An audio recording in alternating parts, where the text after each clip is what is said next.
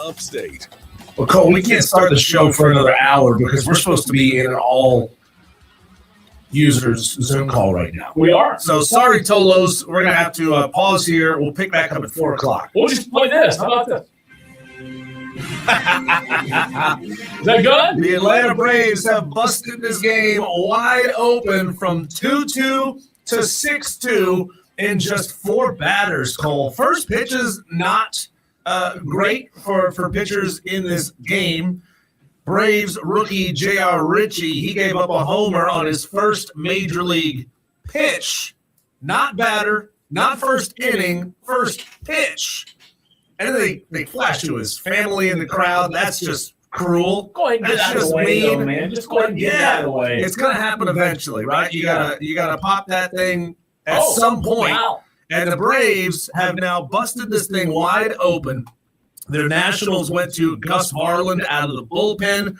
And then first pitch to Ozzie Albies goes, first setup for a pitch gets called as a pitch clock violation. Yeah. So ball to Ozzie Albies. And then his first actual pitch to Ozzie is in the dirt, gets past the catcher, run comes in to score. Then the second pitch to Ozzie Albies, Ozzie hits one out to right that scores 2 more. Then the first pitch to Michael Harris, he puts one deep in right center, scores another run. Michael Harris just on fire right now. 13 hits over his last 7 games. He is really seeing the ball right now. And then Dom Smith puts one out there as well, scoring more runs. These Braves are about to break this game wide open. Not a bad stat line, though. I mean, I know JR gave up that opening pitch, home run, 7 strikeouts, 1 walk, 6 innings pitched. Like, I know this might sound a little bit crazy, Diesel, but it's a run. You don't want to give up a run, but sometimes, like in the game of baseball, for a pitcher, you give up that home run. Okay, we can play now. You know what I mean? It's like when you take a big hit in football. It's like when you get the first bump in a NASCAR race. You're good now. The adrenaline's gone. The monkey's off your back. You said it. The cherry was popped, if you will, and you're good to go. And my gosh, after that opening home run, J.R. Ritchie was really good today. It's been phenomenal. Yeah, I love it. He pitched, Cole, how many innings? 6 innings. He pitched 6 innings, gave up 2 runs, a really good opening debut for the rookie. You know, welcome to baseball, hit a home run off of him, and then now you can just settle in for the rest of the day, and he did a phenomenal job in his first outing for the Atlanta Braves. Welcome into Wire to Wire. He's Cole Bryson. My name is Diesel. It is draft day, Cole, which really means it's Guess Who Day. Did you ever play that board game when you were in elementary school? You know, the one that had like 25 little tiles. Yeah. You would have your card, and the other person would guess the physical characteristics of the person on your card, and then by the process of elimination, like, oh, does this person have red hair? No. Okay, then you flip down all the faces that have red hair. Does the person have facial hair? No. So then you flip down all the ones that have facial hair, and so on and so forth, and you figure out who you got. That's kind of what the first round of the NFL draft is, and it gets even more like that later as we go along, Cole. But you're kind of looking for guys that check off all the different things that you want. What do you value? Do you value size? Do you value speed? Do you value college success, upside potential? You whittle down what you're looking for, and you call somebody's name, and they are officially a member of your team.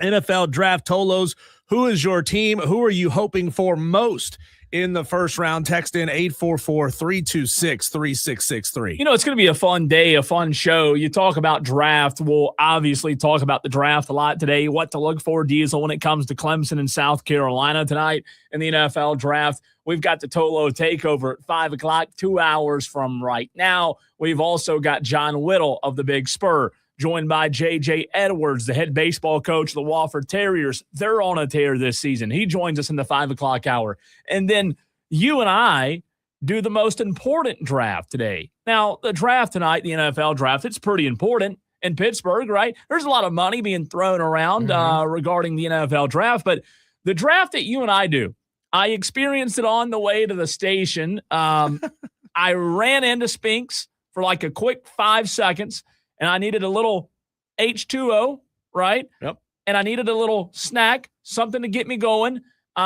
and I did not go healthy today like I should have, Diesel, so please don't say that too loud. However, the most important draft in the next segment and at 5:20, it'll be a two-parter. We're going to call it the quick stop draft. 3 rounds, a candy round, a snack round, and a beverage round.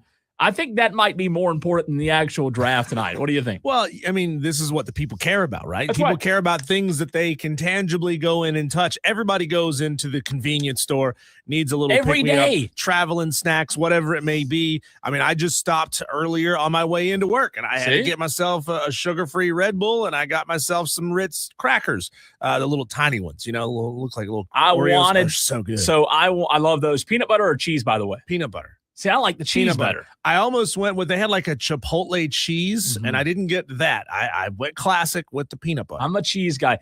They're good. You can't go wrong either way. I went water because I already had my 1 Red Bull for the day. I'm trying to be more disciplined. I do drink 1 Red Bull a day. What's the most you've ever drank in one day? 3 probably, maybe 4. Yeah, it's not good. It's not good. Well, I mean, you're young enough that you don't have a cardiologist yet telling you not to do that stuff. I know, but my gosh, it's bad. So I really am trying my best to do 1 a day. 1 Red Bull a day. By the way, it's now 6-2, bottom of the 7th, Diesel. Richie is still out there. Unbelievable. For the Braves at 84 pitches in the bottom of the 7th. Nationals have 1 on, by the way. He looks about 12 years old, by the way.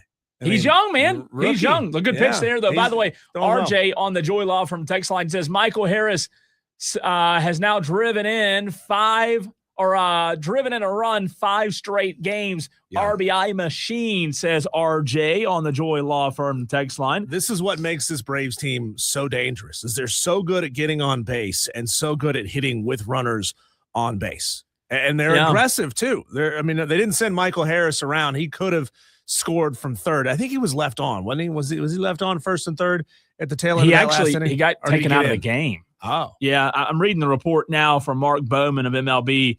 They said he was taken out. Harris looked fine when he reached second on his double, but Diesel, when he advanced to third on Smith's single, he didn't return. So hopefully the Braves will give us an update there. Maybe but Michael, something. yeah. I don't know. Interesting to watch. We just talked about that guy. Please. Yes, we need that guy. Hey, look at this. Bob Ritchie. J.R. Ritchie. Bob, J.R. close. J.R. Ritchie already making history. It's 7 strikeouts already today. He's on fire. Bob's great too, by the way, but J.R.'s pitching right now. Cole pokes me in the side yesterday. Look at that guy over there. Look, just like, is that Bob Ritchie? Look, Bob, if you're listening to the show, can you let us know? Was that you? Were you at Ingles on Stallings Road? It looked just like him. If it wasn't him, it was his doppelganger. Cole, the New England Patriots are going to be without their head coach for part of the NFL draft. Not the important parts, not the first and second rounds. He is going to start his marriage counseling, personal counseling, whatever it is, on Saturday. See, I didn't think that healthcare professionals worked on Saturdays. I thought they worked Monday through Friday. I guess when you're silly rich and you're Mike Vrabel, you can get special treatment. But he's going to go do counseling on his days off, but not today or tomorrow. He's got to be there for the first 2 rounds of the draft. I get it. And by the way, appreciate those on the stream. Stephen Webb, Dan B, appreciate you watching the show, as you can do live on Twitter, Facebook, and YouTube. By the way, the Braves double play just ended the inning, now going to the top of the 8th. Love it. Great defense there. Mike Vrabel. So I said yesterday when we were at Ingles that I have a little bit more respect for people who just come out and say, you know what, I messed up. I'm going to go get help. Because Diesel, if we're all honest with ourselves, we've all made mistakes in life, not all to the same degree, right? But we've all done things that we regret. And I think as a person, when you grow as a person, one of the signs of maturity is being able to say, hey, you know what, messed up, go get help. I need to fix this. I said yesterday I'd have a lot more respect for those 2 individuals, not if they go get help, not saying they need help, but if they would have just admitted to making the mistake.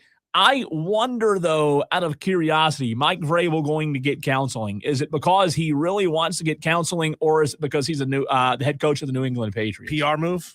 I don't know. And we'll never know, but it just makes you wonder, right? It just does. makes you wonder. we're all wondering not necessarily who's going to be the first overall pick tonight. That's going to be Fernando Mendoza. But what's going to happen after that?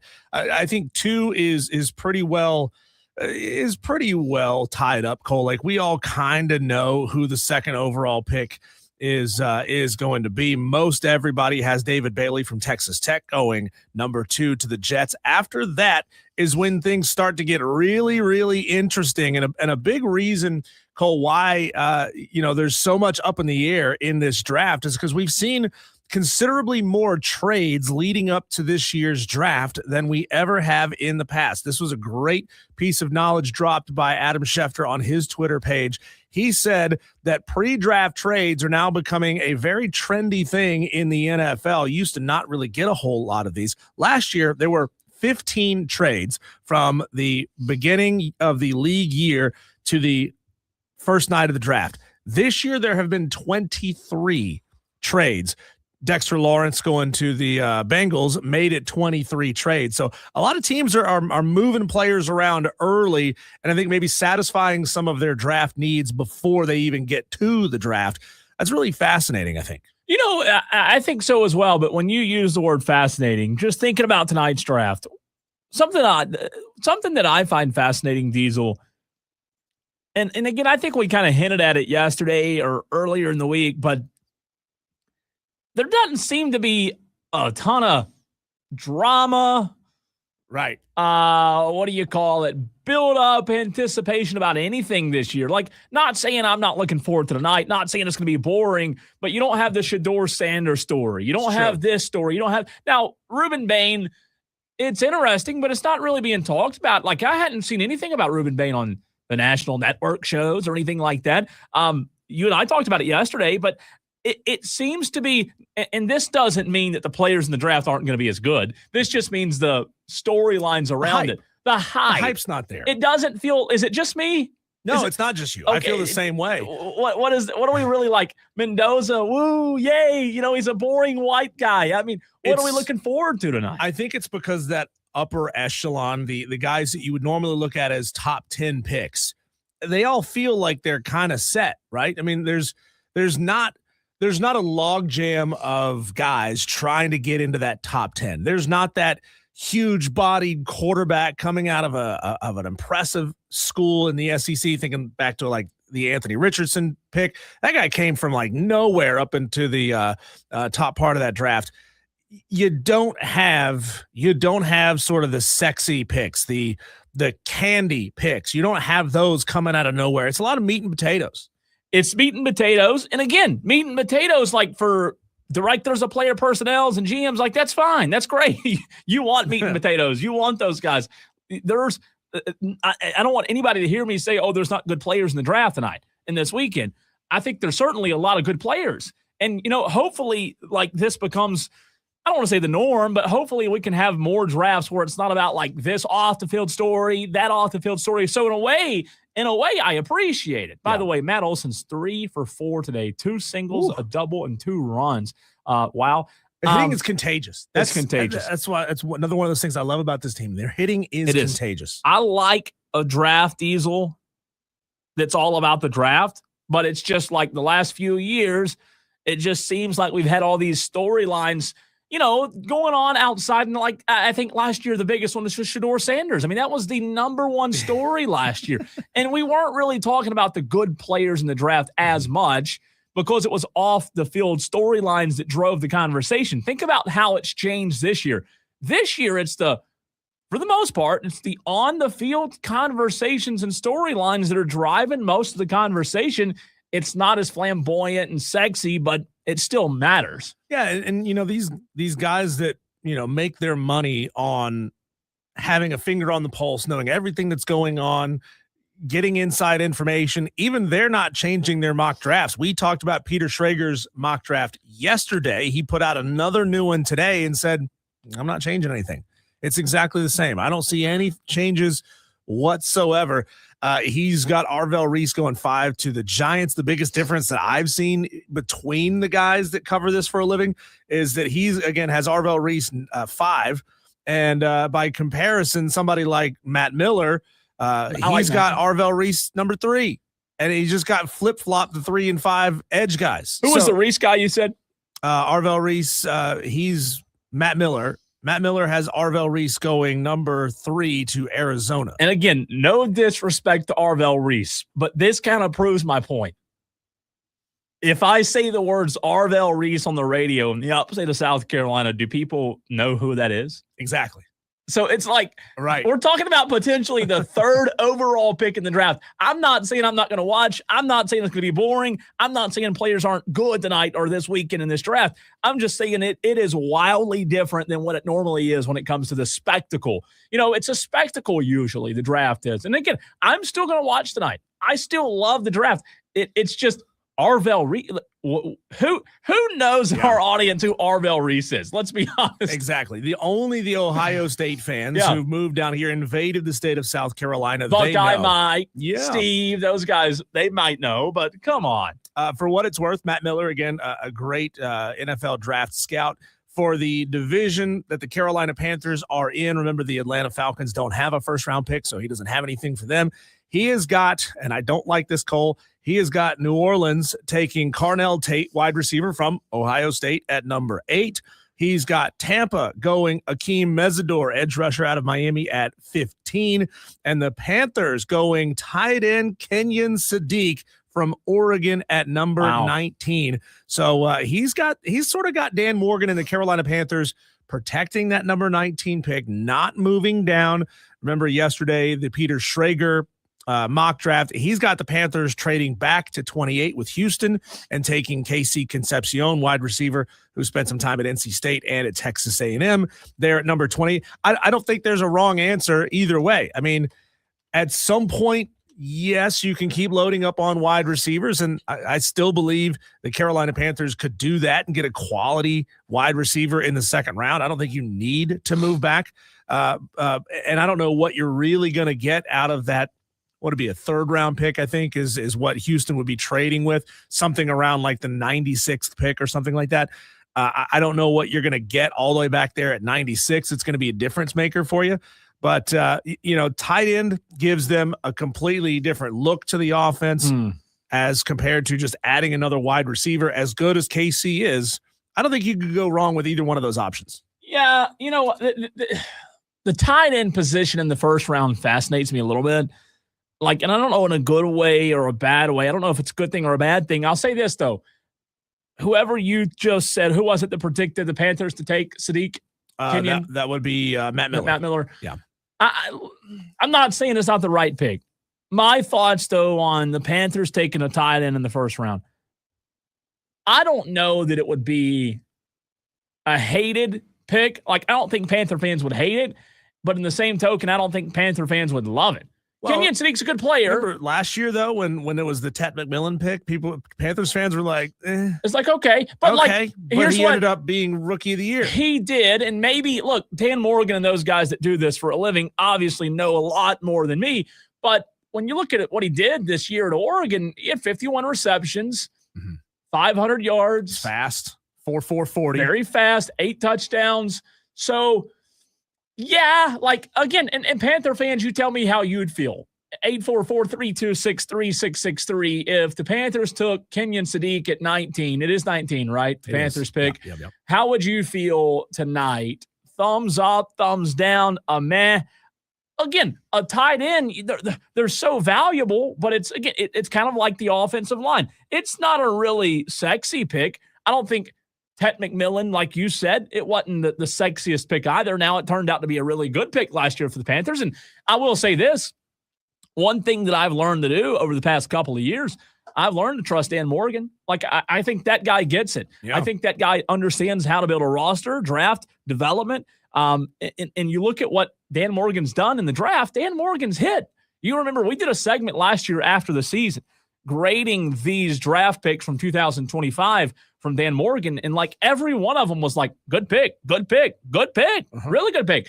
So I trust Dan Morgan. If Dan Morgan tells me, Cole, Kenyon Sadiq's the best guy available at 19, I do trust him. It's just the numbers, and Shane brought it up on the stream. His numbers just don't catch your eye. Seems like a good player, and you mentioned his speed. That's important too. Yeah, I mean, he's not the biggest guy in the world. I mean, he's 6'3". He's an athletic guy. He's a pass catching kind of tight end. And Matt Miller's grade here, he's got him as a pretty good blocker as well. I think if the Carolina Panthers do go tight end, I'd look more for a block first, catch second kind of tight end instead of a catch first, block second tight end, because you and I both know that he has been running for his life the last couple of years. The sack numbers have come down, but I'd rather have, if you're going to line up with a tight end out there, give me somebody that can pick up a linebacker on a corner blitz and can protect his side. On the Joy Law Firm text line, let's see who this is. Texter from the 978 says, Cole, who's our Dallas Cowboys taking tonight? I hope they don't trade up, stay at 12-20, and get two solid defensive players. Sonny Styles, he mentions a few others as well. Texter, I do believe I side with you. I am not a fan of trading up for the Cowboys tonight. I want to keep both. You got a new defensive coordinator in Christian Parker from Philadelphia. You've made some good moves in the offseason. I am with you. Let's take both, and let's go defense on both. This was the league's worst defense at times a season ago. I want to put as many good players and as much depth on the field as possible. So if I'm a Cowboys fan, I absolutely want to keep 12-20 and go defense on both. I love Sonny Styles. I like Sonny Styles. I feel like there's a lot of good defensive players in this draft. Cole, here's a stat that you won't get anywhere else because I don't think anyone else's brain works the same way as mine. I just figured out the perfect way to time out the picks in the first round of the NFL draft because you get 8 minutes between picks. Yeah. Stairway to Heaven is exactly 8 minutes and 2 seconds long. Oh, my God. Whenever you hear Roger Goodell call somebody's name, press play on Stairway, and right as that song is ending, bam, another pick. But see, it shouldn't have to take that. No, and I don't think it will take that long. I think last year was really good. Like, not really good, but I think a lot of teams are getting quicker. What you want. Let's go out there. Let's make our pick. I don't want to wait 8 minutes. That's a long time. I wonder what the betting odds are on Vegas using all 8 minutes to take Fernando Mendoza. No shot. Right? I mean, because that's 8 minutes of marketing for your team. 8 minutes of them talking about your team. I want all 8 minutes of that invaluable screen time. The Raiders don't need marketing, though. They need wins. They need wins. Diesel, let's transition from this draft to the most important draft, I'm going to say, with caution, maybe. The more important draft, it's a two-parter. We'll need 2 segments today. A quick stop draft. What are we talking about? We'll explain next.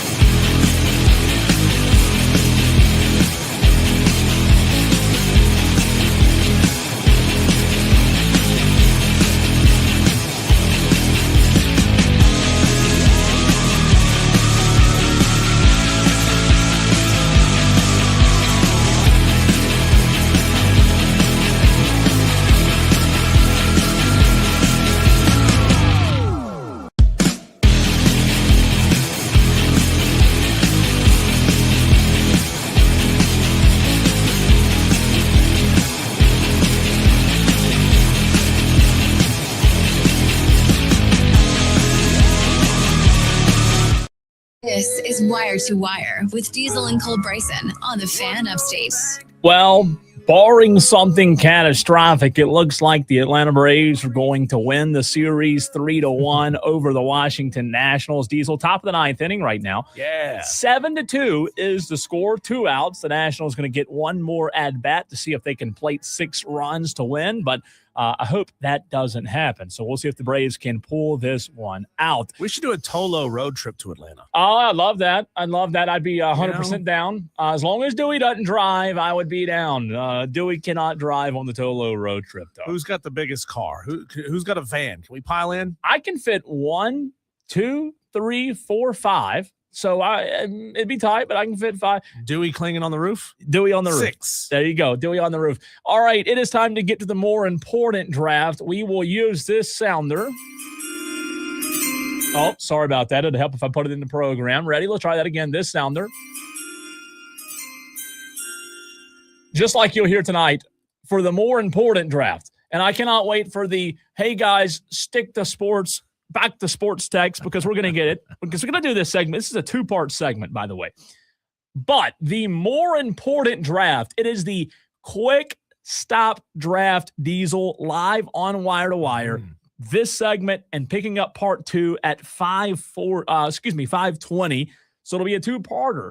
But it's a quick stop draft. Here's how this works. A snake draft format. There are 3 rounds. Round 1 is candy. Round 2 is the snack. And round 3 is the beverage. When you say quick stop, you're making a quick stop into your favorite gas station, right? Whether it's QT or Spinks or whatever it is, you get 3 rounds and you'll get 3 selections. Tolos, we're going to ask you to do the same. And at the end of the show, we will see who has the best draft out of all of the entries that come in. The way to play, 844-326-3663. It's the Joy Law Firm text line. Again, 844-FANFONE. Diesel, the very first round is candy. Candy. I love candy. I love candy. I just shouldn't have, but I did a little. I did bad today. I had some candy a few minutes ago. Every now and then you got to splurge, right? I've got some choices. You are more than welcome to add to these choices, but the choices for the candy round 1 draft are as follows: Snickers, Reese Cups, Kit Kat, Twix, Sour Patch Kids, Skittles, M&M, peanut butter or peanut or regular, right? Starburst, Hershey Bar, Nerds Gummy Clusters, which I just had about 30 minutes ago, Airheads, Swedish Fish, Haribo Gold Bears, Payday, or Milky Way. Again, these are just some starters. You can you don't have to choose one of these. It can be whatever you want. Has to be a candy, though. So you get a candy in the first round. You get a snack in the second round, and you get a beverage in the third round. Tolos, if you want to call into the show, you can as well with your selection. Again, 844-326-3663. Would you say that candy is the most difficult for you to narrow down to one? It's hard because I like most of these candies on the list. Yeah. I always tend to go for more like chocolate and peanut butter type candies. I don't necessarily go for the fruit or the sour candies, which I know you're a big fan of, so that's good. I'm a big fruit. That's good. Not a fruity, soury guy, but I'm a big. Wait, I know you did trick me into that. You tricked me. What did you just say? You tricked me into saying it. What did you say? Fruit, sour, any kind of fruit or sour candy kind of guy is what I am. It only took 507 shows for Cole to admit that he's a big fruit. I mean, I love the sour stuff, the fruity stuff. How do you not? I would choose the fruity / sour over the chocolate any day. Okay. Any day. Do I like chocolate? Yes. Do I like sour fruit flavored stuff more? I do. You're the opposite. You go chocolate. You're a sweet tooth kind of guy. Do you prefer, though, a snack or candy? If this is not the game we're doing now, but if you only get to choose one, which are you going? Like, I only got one thing today when I came here. I got a water, and I only got one, candy or snack. I would go candy. I'm almost always going candy. Me too. Yeah, I'm almost always going candy. Makes you feel good, doesn't it? Yeah, you having a bad day, go get yourself a payday bar, a Twix, whatever it may be. and you feel good afterwards. Dan B on the YouTube stream going Reese Cups. He says, I don't usually eat candy anymore, but Reese Cups was my number one. Tolos, which would be your number one candy selection? 844-326-3663. Again, options out there completely open. You've got Snickers, Reese Cups, Kit Kats, Sour Patch, Skittles, M&M's, Starburst, Hershey. Have you had the Nerds gummy clusters yet? I don't think I have. Well, I apologize. I really don't think I have. I should have given you a few just now at 2:55 when I was scarfing them down. I should have. I bet they're good. I like Nerds. What do you mean good? They are unbelievable. You talk about them like when you open are they in a box or a bag? They're a bag. They're a bag. They're a like bag. When you open the bag, oh yeah, you just see a light come shining out of it. Like it's like heaven. It really is. Are you ready for your number one candy selection? Are you ready? You ready? I know what my candy to pick is in. And number one overall in the candy category, Diesel goes Snickers bar, because a Snickers bar is the OG, right? It's chocolate, it's caramel, it's got crunch, it's got peanuts in it. It is the perfect snack, right? I like that. And let's do this. Let's change it up on the spur of the moment. Let's just change it up because I think it'd be better if we do it this way. Each selection, candy, snack, and beverage gets its own 3 rounds. How about that? Okay. So you get round 1, that's your like top tier. Yep. Round 2 is your really good. Round 3 is your Xavier Leggett. I'm just kidding. I shouldn't say that. Hey, Xavier's a great mascot, you know? A raccoon stew in the concession stands. So rode a horse in for a playoff game. Under the candy selection, Tolos, now you've given us, a lot of you have already given your number 1. What would your 2 and 3 be? One more time, your number 1 was Snickers bar. The OG classic. See, Snickers I love them. Really? I love them. It's just the gooiness to it's you. All I mean, the peanut, the shot. Yeah, it's all I of the above. don't mind a Snickers bar, but it's not my. Have you had the ice cream Snicker bars? Yes, they're good. They're really good. I'm pretty sure I you have. get them in the like gas stations have the ice freezer cream section. Freezers. Yeah, they're really good. So my round 1 under candy, I just kind of gave you a hint. But I'm going Nerd Clusters. They're fairly new, and they are the best candy out there right now. And I mean absolute best. Our Nerds Clusters are is it all just one bag of the same clusters? Yes. So it's not like different flavors mixed into the same bag. Now, you can buy different flavored bags. Right. But one bag, all same flavor. It's the Nerd. You have the Nerd rope, right? Yep. You know, the what do you call that? The gooey on the inside of the Nerd rope. I'm not entirely sure what it is. Gooey is what we're going to call it. Yeah, it's just the goo. You're a goo man. With the nerds on the outside. Yeah. I don't know why. It's the best candy out there. You know what this looks like? This looks like the everlasting gobstopper from Willy Wonka. I mean, so remember what that looked like? It was a ball that had sort of spikes coming off the edges in all directions. This is a sort of like is it a gelatin? Gelatin. Like, is it soft? I like that word. Is it it's soft like a yeah. Gushers gelatin, or is it more like licorice gelatin? In between. Okay. I'm with it, dude. I would scarf down some Nerds gummy in between. Gummy clusters is what they call them. Technically, they're Nerds gummy clusters. They're so good. Stephen Webb says no Almond Joy. I'm not a big Almond Joy guy. I'm not.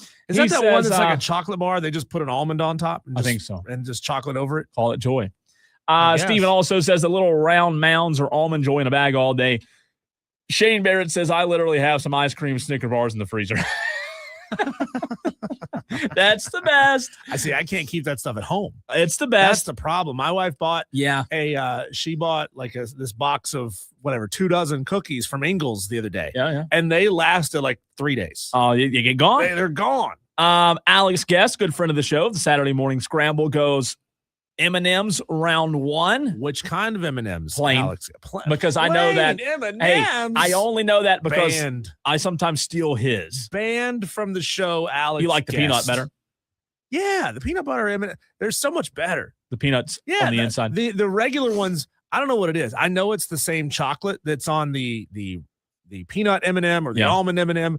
as opposed to just the regular, but it tastes different when you don't have the saltiness of a peanut to go with it. Alex goes M&M round 1, Nerd Clusters round 2, Peach Rings 3, round 3. Whoa. I hadn't had a peach ring in a long time. Out of nowhere with the peach rings. Peach rings. Wow. You like those? I do. I think they're okay. I mean, they are so far down my list of go-tos. Yeah. I mean, they're like my go-9s. I think so. I would agree with that. They are good, though. I do like them. On the candy, all right, let's wrap the candy up for you, and then we'll go to the text line and myself as well. You went Snicker bar with your first pick. Number 2 in the candy. Number 2 is the Reese's Fast Break. I love a Reese's Fast Break because those are good. It's a Reese's chocolate Reese's peanut butter that's coated in chocolate, and it's like you just bite right through it. Like there's no resistance. Those are good. There's not as much cookie on the inside as what you get on like a Kit Kat bar, but just that peanut buttery of Reese's Fast Break. So my number 1's the Nerd Clusters. My number 2, it's not on this list, but it's the Crunch Bites. You know, like you get at the movie theater? Yeah. You know what I'm talking about? That's not good call. That's not the exact. I'm using the wrong terminology. The Crunch Bite. I don't know what they're called, but you know what I'm talking about. They're the Crunch Bar in bite form. I have no idea what they're at. Crunch. I don't know. Maybe they call Bunch of Crunch. Bunch of Crunch. Thank you. Crunch. That's number 2. I'm looking at them right now. How good are those, by the way? They're delicious. They're so good. You could eat a whole. You could just like inhale a box. That's number 2 for me. They also have the Crunch little ice cream cubes. Or just like little bitty squares. Text flooding in. All right, round 3 in candy for you, Diesel. Oh, round 3 candy for me. This is where it gets difficult. If it's go-to, it's peanut. It's peanut M&Ms. I love peanut M&Ms. I do. I love peanut M&Ms. See, I do this weird thing when I hold the peanut M&M in my fingers and I try to crack the shell open. I've done that. So I only want half the shell, and then I try to separate the peanut from the back half of the shell, and then I eat the back half of the shell. So it's like a little 3-part situation. Sour Skittles are my number 3.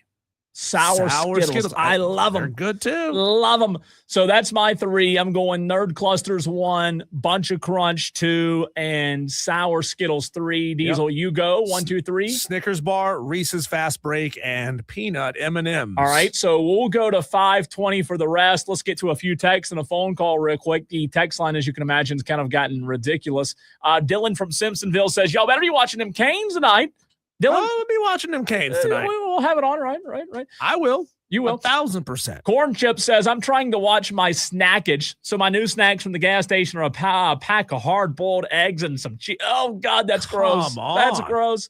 Shane Barrett goes Sour Skittles. He's on the phone line, by the way. Jeff R. Reese Cups, pizza-flavored combos, and lemon-lime Gatorade for all 3 categories. Wow. I love lemon-lime Gatorade, Sour Jeff R. stomach incoming. I do. Tolo J. Butane goes Swedish Fish. Boomer Bill says Reese Cup or Reese Peanut Butter Sticks. Is that the same thing you're talking about or no? No, that's different. Okay. J. Tess says Kit Kat and then goes Swedish Kit Kat. Kit Kat's like, that's like your grandpa's candy, you know? Kit Kat's been around forever. Been around a long time. It's like the herb of candies. J-Tez says Nerd Clusters are nothing but red 40 and sugar. Haha, cancer food. I love cancer food. Dude. Have you checked the label to see if it's only cancerous in California? No, that. That's when you know it's bad. Tolo Phil says Gardettos. What is Gardettos? What is that? I don't know what Gardettos is. Tolo J. Butane goes Swedish Fish 1, Nerd Cluster 2, Warheads 3. That's a sneaky one there. Texter says Kit Kat number 2, and here's a weird one, orange slices. Hadn't had those in a long time. Gardettos is like a Chex Mix. So I don't know if it's just a brand of Chex Mix, but it's basically Chex Mix. Matt from Ohio says, gotta go with peanut butter M&Ms as number 1, especially if you're on the road because those travel well. Don't get on your clothes. That's good. He says probably go with Kit Kat number 2. That was Matt that said an orange slices number 3, which are basically pure sugar for number 3. That's okay, though. We've got some of those in our pantry at the house right now. That's good stuff. Get that evil out of the house. By the way, Tolo Phil, who said Gardettos, what is that the dark brown wafer thing that's always in Chex Mix? Is that like rye bread that's been like quadruple toasted? What is that? What is that? I do know what Gardettos is now that you said that. I do. I like it. I like it a lot. All right, real quick, before we run the break, Shane Barrett on the phone lines. What's up, Shane? What is up, guys? Okay, you already read my number one, candy. I'm going to give you a 1B, 2, and 3. 1B is the Sour Skittles gummies. Sorry about that. Go ahead. Thank you. Oh my God, you made my day there. Number 2 is the cookies and cream Hershey's bar. Oh, I hadn't had that. Cookies Number and 3. cream. That's my go-to. Like every time I get any kind of ice cream, like a Blizzard or something like that, it's always Oreo. Cookies and cream. Always. Yeah, that's good Heck stuff. yeah, Right? rock and roll Diesel. I love it. And then number 3 is just traditional Reese's Cups. And then I'm going to give you 2 NFL draft takes real quick because I'm here. Caleb Downs is being slept on. He's the second best player in the draft, I think. And Keldrick Falk is also being slept on for Eagle. Bye, guys. Wow. Coming in hot. Okay. Coming in hot. And we didn't have to hit the dump button. I mean, shouldn't you, if you're being an overt fan, if you're being an overt homer, shouldn't we automatically deduct 40% of your take? A little bit. Like it only counts 60%. Half, yeah. It's like I'm a fan. I made a fan take. Like Boomer Bill okay. Diesel says Snickers. Yep. With you, Boomer Bill. 0 bar as Love well. A 0. So we will get to the second part of this at 5:20. We had to split it in half, and we will get back to this at 5:20. So you must turn it on and leave it on. See, a 0 bar is special because it's white fudge. Nobody else has a I've white never fudge. had a 0 bar. Wow, you've never had a 0 bar. Never had it. It's incredible. It's nougat basically covered in white That's fudge. a weird word, isn't it? Nougat. Yep. When we come back, Cole, I don't know that Adam Silver realized what he was doing when he made this statement, but if he were to try to apply it to our NBA team, I think I'd be on board a little bit. What did Adam Silver have to say? We'll finish off the hour with that next.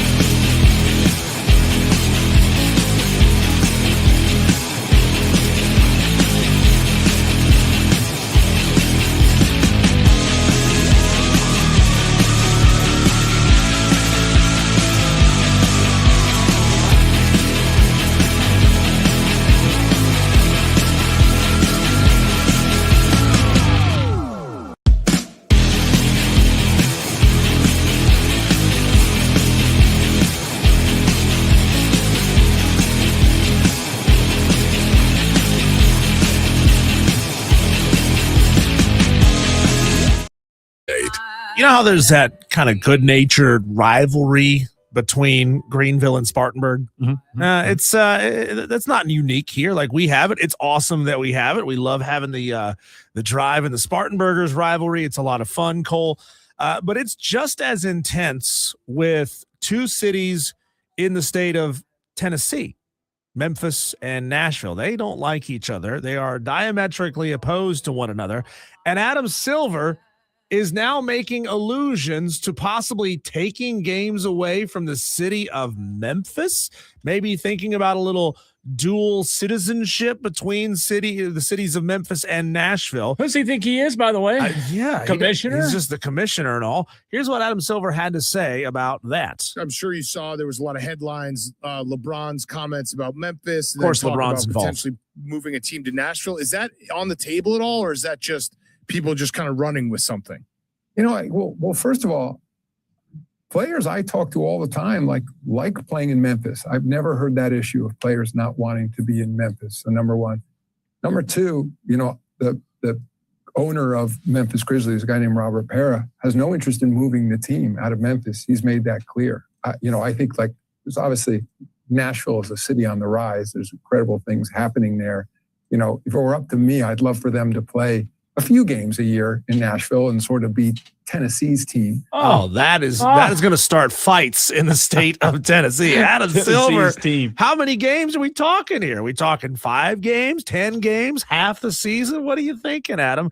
That's He didn't say how many. No, he didn't say. He just said a few. Just said a few games. I'd love to see him play a couple of games in the city of Nashville. I think that's the dumbest idea in the world. I don't need this homogeneousness in major sports. I don't need the one city in the state getting all the teams and nobody else. I like the fact that in the state of North Carolina, Charlotte has a couple and Raleigh has the Canes. I like the fact that in the state of Tennessee, Nashville has most everything, but Memphis has to have their own thing. That's what makes major sports scene beautiful. I think it's the dumbest thing he's ever said. So I really do. Adam. And look, he's the commissioner. What he says, I'm not saying like there's no weight behind it. I think Adam Silver's done some good things, but no, that's we want them to be included too. So we're just going to go play a few games. We don't want them to feel bad, right? No. Hey, guess what?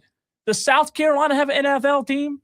No, we have to go to Charlotte. If Tennessee, they want to drive to Memphis if they want to go to an NBA game. That's the dumbest thing he's ever said. Who was it that the Oklahoma City Thunder split a season between Oklahoma City and where?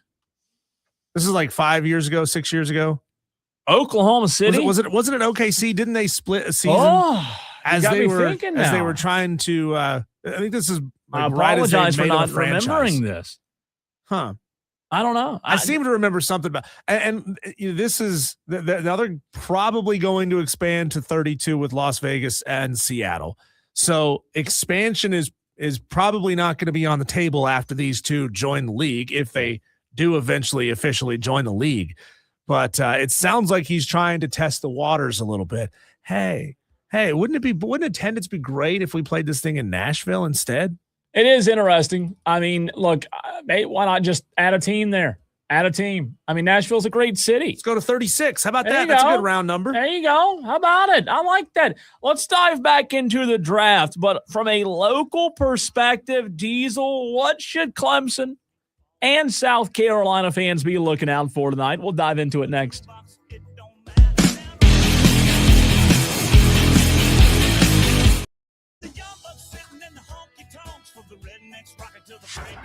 No load management here. Diesel, Cole Bryson, and Latolos go the distance on Wire to Wire on the Fan Upstate. I'm Chuck Sanders. Here's the Sports Flash presented by Progressive.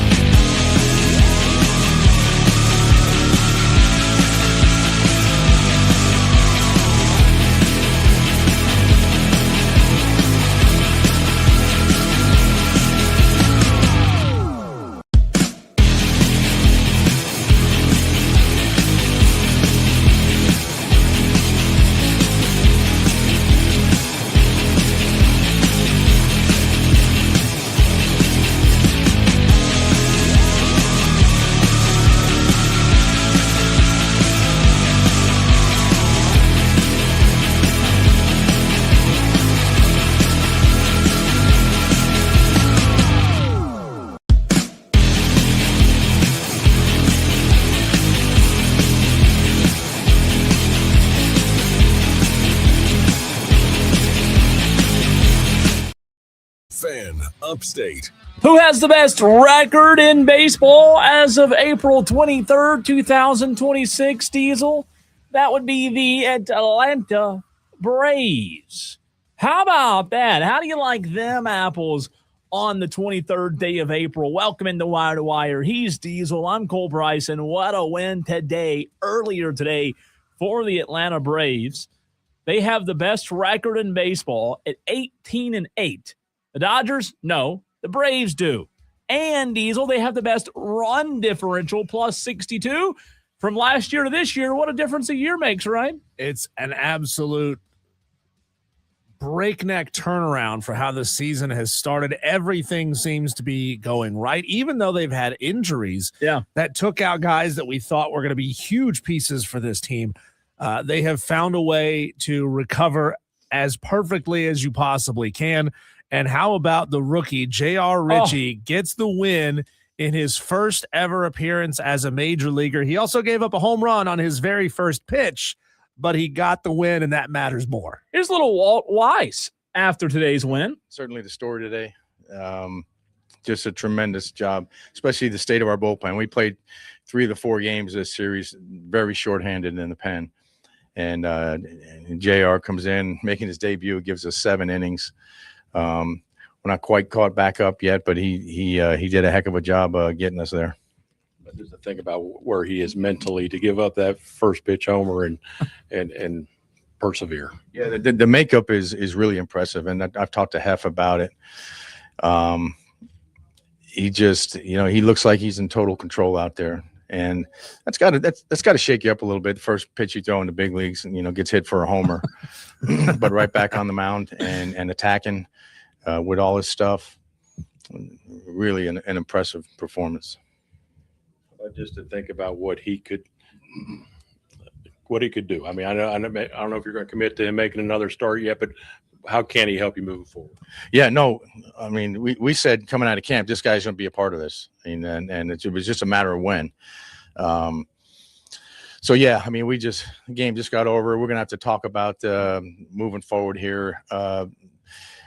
The state of our bullpen coming up to this Philly series, we're still a little overwhelmed down there in the bullpen because of this series. But we're gonna have some conversations. The kid did a heck of a job. He made a great case for himself to be a part of this moving forward. But those conversations will happen in the next 24 hours. The series, you guys won a couple of those early games, maybe uglier wins, games where you needed to really dig deep into the pen. Are those games you think you would have won last year? Like, does it say something about this team? Yeah, no, probably not. We're just deeper than we were, and last year we ended up losing our entire rotation. It was hard to overcome that. But our whole roster is just, I think, deeper, and a lot of it's the same, position player wise, but those position players are in a much better place than they were a year ago. Our bullpen's, I think, considerably better. Our bench is considerably better. So it's a more complete team, and it's more versatile, more athletic. So yeah, we're in a good place. Diesel, the depth is so critical because he's exactly right. Like, they had the same guys, a lot of them last year, but they are a much deeper team. And AA gets a lot of heat. Last year, Snit got a lot of heat, and sometimes it was deserved. But, man, we did not have a feeling going into this year that it was going to be a good year. We just didn't. But the depth, man, J.R. Ritchie today didn't go to college, by the way. 2022 MLB draft had Tommy John in 2023. He's from Bainbridge High School in Washington. I mean, who heard of J.R. Ritchie? Middle of nowhere. Right. He got called up last night, makes his MLB debut. You said it, gives up a homer, first pitch. Oh, got that out of the way. Yeah. Let me go on to continue to be here and be better. I absolutely love it. That was Nationals left fielder James Woods, who hit that homer off of him, by the way. 6'6", 234. Sounds like that guy ought to be going into the NFL draft tonight. Sounds like he ought to be getting drafted as a linebacker or something. Now he's playing Major League Baseball. And think about it this way, man. I don't understand why more guys who are built like that, huge dudes, 6'6", a lot of size, they don't go into baseball more often. And who's it we were talking to, or we heard audio from last week after the Masters? He was talking about when kids who are LeBron's size figure out that they can go, hit the absolute tar out of a golf ball, the game is going to change all over again. It was the old golfer that was talking about having to change the courses again, having to deaden the golf ball by 60 yards. Wasn't Nick Faldo? I forget who it was off the top of my head, but and they're absolutely right. I mean, if you're a big dude, yeah, you want to go hit somebody and play a big physical sport like football, but man, you can play till you're like 42, 40 years old if you're playing baseball. And the Braves have the best record in the MLB. They now have a 6-game lead in the NL East. You have a 3-game stint with Philadelphia this weekend at home. You just swept them last weekend, Diesel. You have a 6-game lead. The beauty is you beat a division team today. The Marlins do not play today. So your 6-game lead will stand going into tomorrow. This Braves team's a lot of fun right now. They really are 18-8 on the season. Who would have thunk it? On the text line, Eric Hines gets in. He says it was all on the manager last year, letting guys stay in and struggle. Best thing they could have done was send Snit packing. Go Bravos, says Eric Hines. I love it. This is Diesel. This is as happy as I've been as a Braves fan in a while. They'll get the Phillies again starting tomorrow. Phillies at home, by the way. They swept them on the road before this National Series. That was a 9-0, 3-1, and 4-2 final scores for that series. But they get to go back home, face the Phillies, and sleep in their own beds. I mean, could you imagine, Cole, if they somehow found a way to sweep the Phillies again? I'd be so jittery. Then they would be in a position, Cole, where they would have won something like 10, 11, 12 out of their last 13 games. Be nice, wouldn't it? Be nice. We'll see what happens. Diesel, the NFL draft is tonight. Is it? Did you know that? By the way, unless you've been under a rock, the NFL draft tonight, that's big. Obviously, the story, the topic of the day. But before we get into the NFL draft, one more piece of audio. J.R. Ritchie, the new guy, after today's win. Yeah, I haven't really had a whole lot of time to process it. Just tried to stay within myself and do what I knew how to do. I think a lot of it was just trying to get ahead early, force guys to swing the bat. Obviously, they swung early a couple times. They had, hit the ball pretty hard, but, for the most part, was able to limit damage. I just, really going into today is just about, trying to go as deep as I can in this game, save some guys' arms from, having to throw multiple days. So I guess you'll always remember that first pitch of your big league career. Yeah, that'll be a good one to, I don't know if it's going to be good to remember. It's probably for the next year, I'll hate it.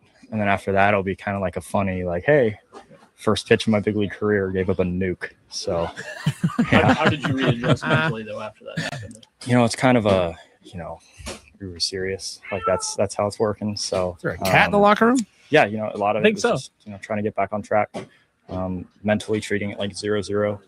It's one pitch. If a guy's going to jump on it, he's going to jump on it. Props to him. I knew going into it he was going to swing. Tried to get it away, just left it a little bit middle. So 7 innings pitched, 2 runs allowed, 7 strikeouts for the newbie in J.R. Ritchie. So big win there. Audio from Walt Weiss and J.R. Ritchie. Diesel, the NFL draft tonight from a Clemson and South Carolina perspective. What are we looking at? What are we intrigued by? The Gamecocks and Tigers have done a good job the past few years of making it interesting, intriguing from our standpoint. Starting with the Gamecocks, you've got a couple of guys who are top prospects for South Carolina. Shane Beamer. I look at Nick Barrett. I look at Jalen Kilgore. I also look at Brian Thomas Jr.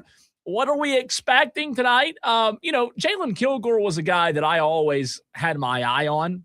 You also have Brendan Sissy, by the way. Mel Kiper ranked him as a top 10 corner in this year's draft.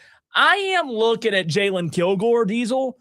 Jalen Kilgore at South Carolina always caught my eye, and he had times in a Gamecock uniform where he struggled as well, but I think Jalen Kilgore at safety could be an interesting watch tonight. Safeties in the NFL don't really grow on trees like the good ones. Right. And when you look at this Gamecocks conglomerate tonight with maybe DQ Smith, Fajon, Brian Thomas, Nick Barrett, 4th, 5th round. You won't hear these names tonight.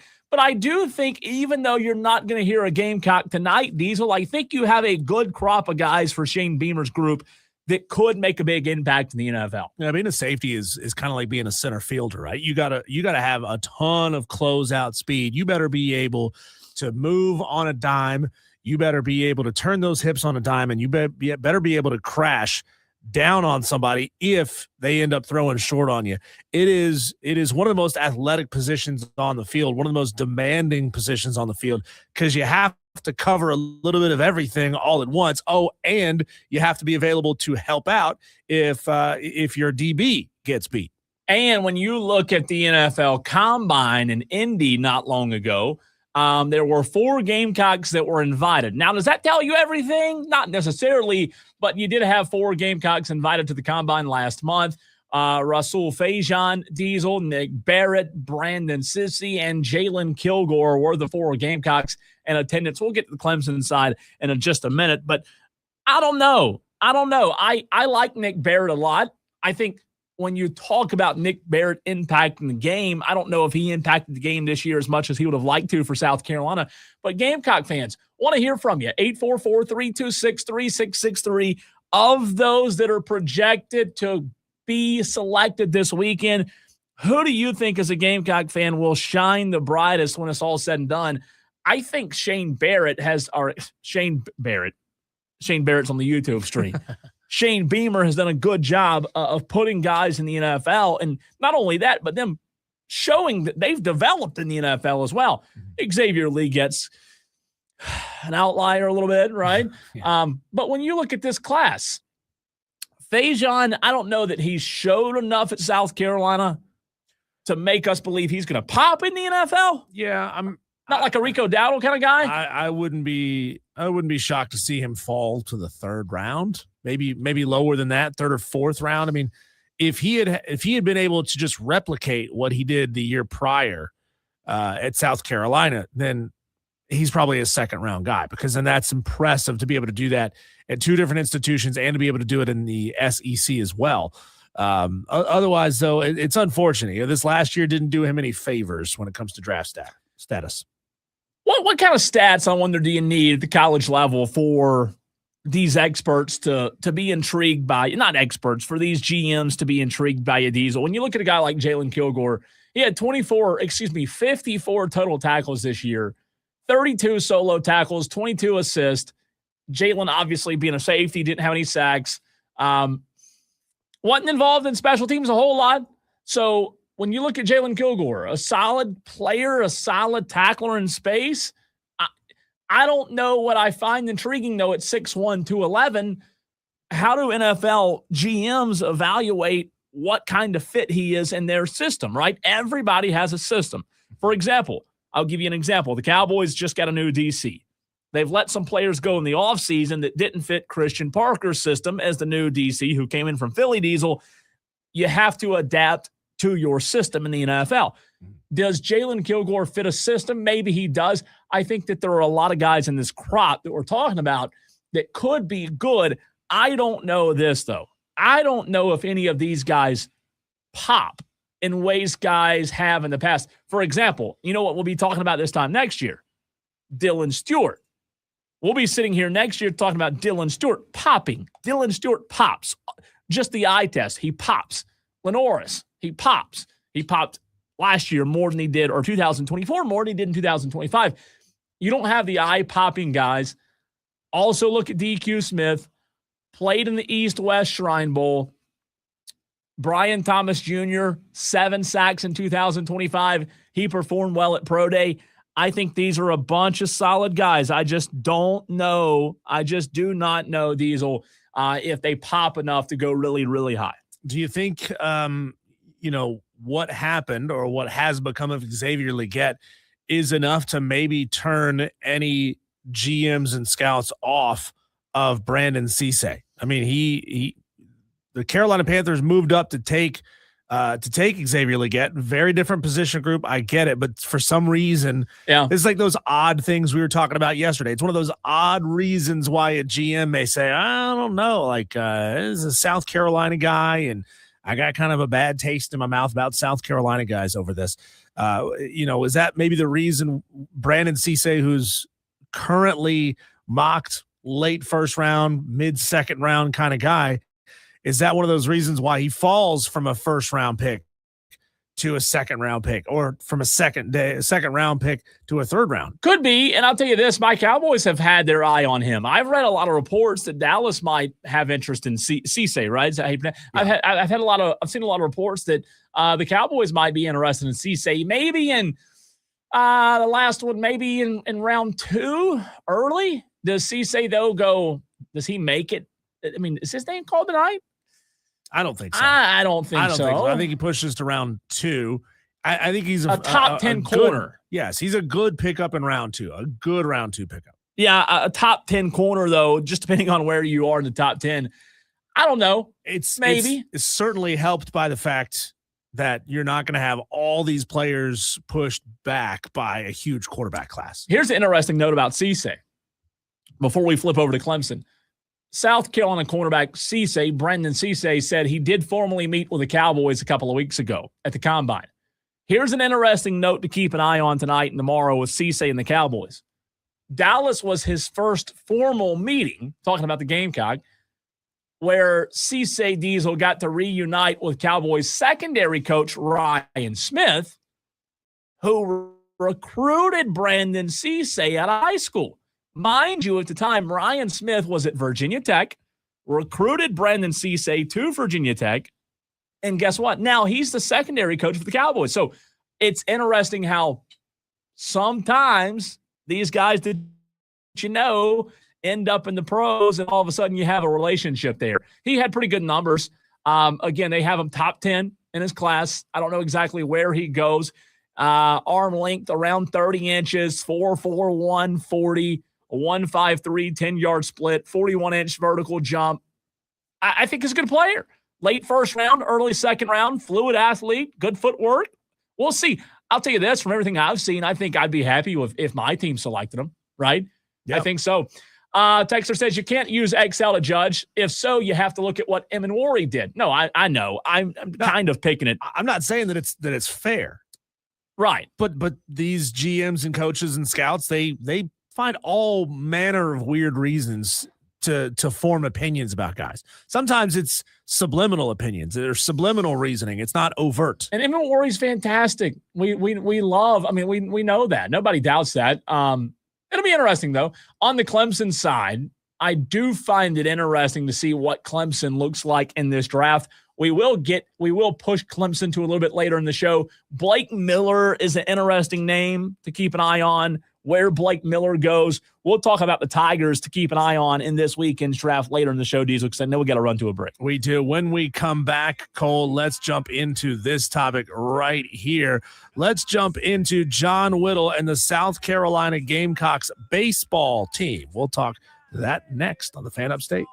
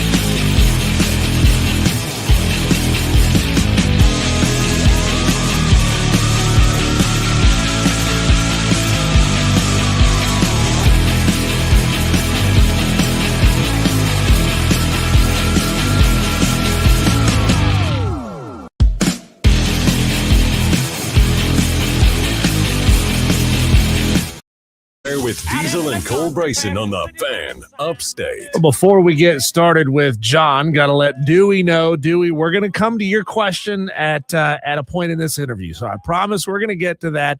Let's talk to John Whittle of the Big Spur. We have him on every week at this time. John, South Carolina's giving away 1,000 rally towels tomorrow and 500 script Carolina hats on Saturday. Will they give away the full allotment of both? Yeah, I think they will. But I tell you, they shouldn't even promote the giving out of rally towel things. What does that cost? $50? Yeah. They need to have 10,000 rally towels on hand for every game and give them to every fan who walks through the door, however many they want. I mean, come on, let's get real. That's not a real promotion. John, have you been surprised? And I know you hear from a lot of Gamecock fans and you talk to a lot as well. I was talking to a few the other night at a high school baseball game, and I sometimes throughout the course of the past month or so, I've been surprised by how many Gamecock fans I've talked to who were more pro Monty Lee than maybe I am, or a lot of Gamecock fans are. Number one, have you heard the same sentiment that surprised you? And number two, do you feel like it's a split 50-50, or do you feel like most of the fan base wants to see a new cast of characters leading this baseball team next year? Yeah, I mean, I think most folks want to see somebody different. I especially given the results since Monty took over, I think there's a larger percentage of fans than maybe we realize who at least wanted to give him a chance initially with the hopes that they could put something together this year and things could turn out in the right direction. And there's still 15 games guaranteed that are left. So I guess we'll see how it goes. But, Monty is a very likable guy. He's a personable guy.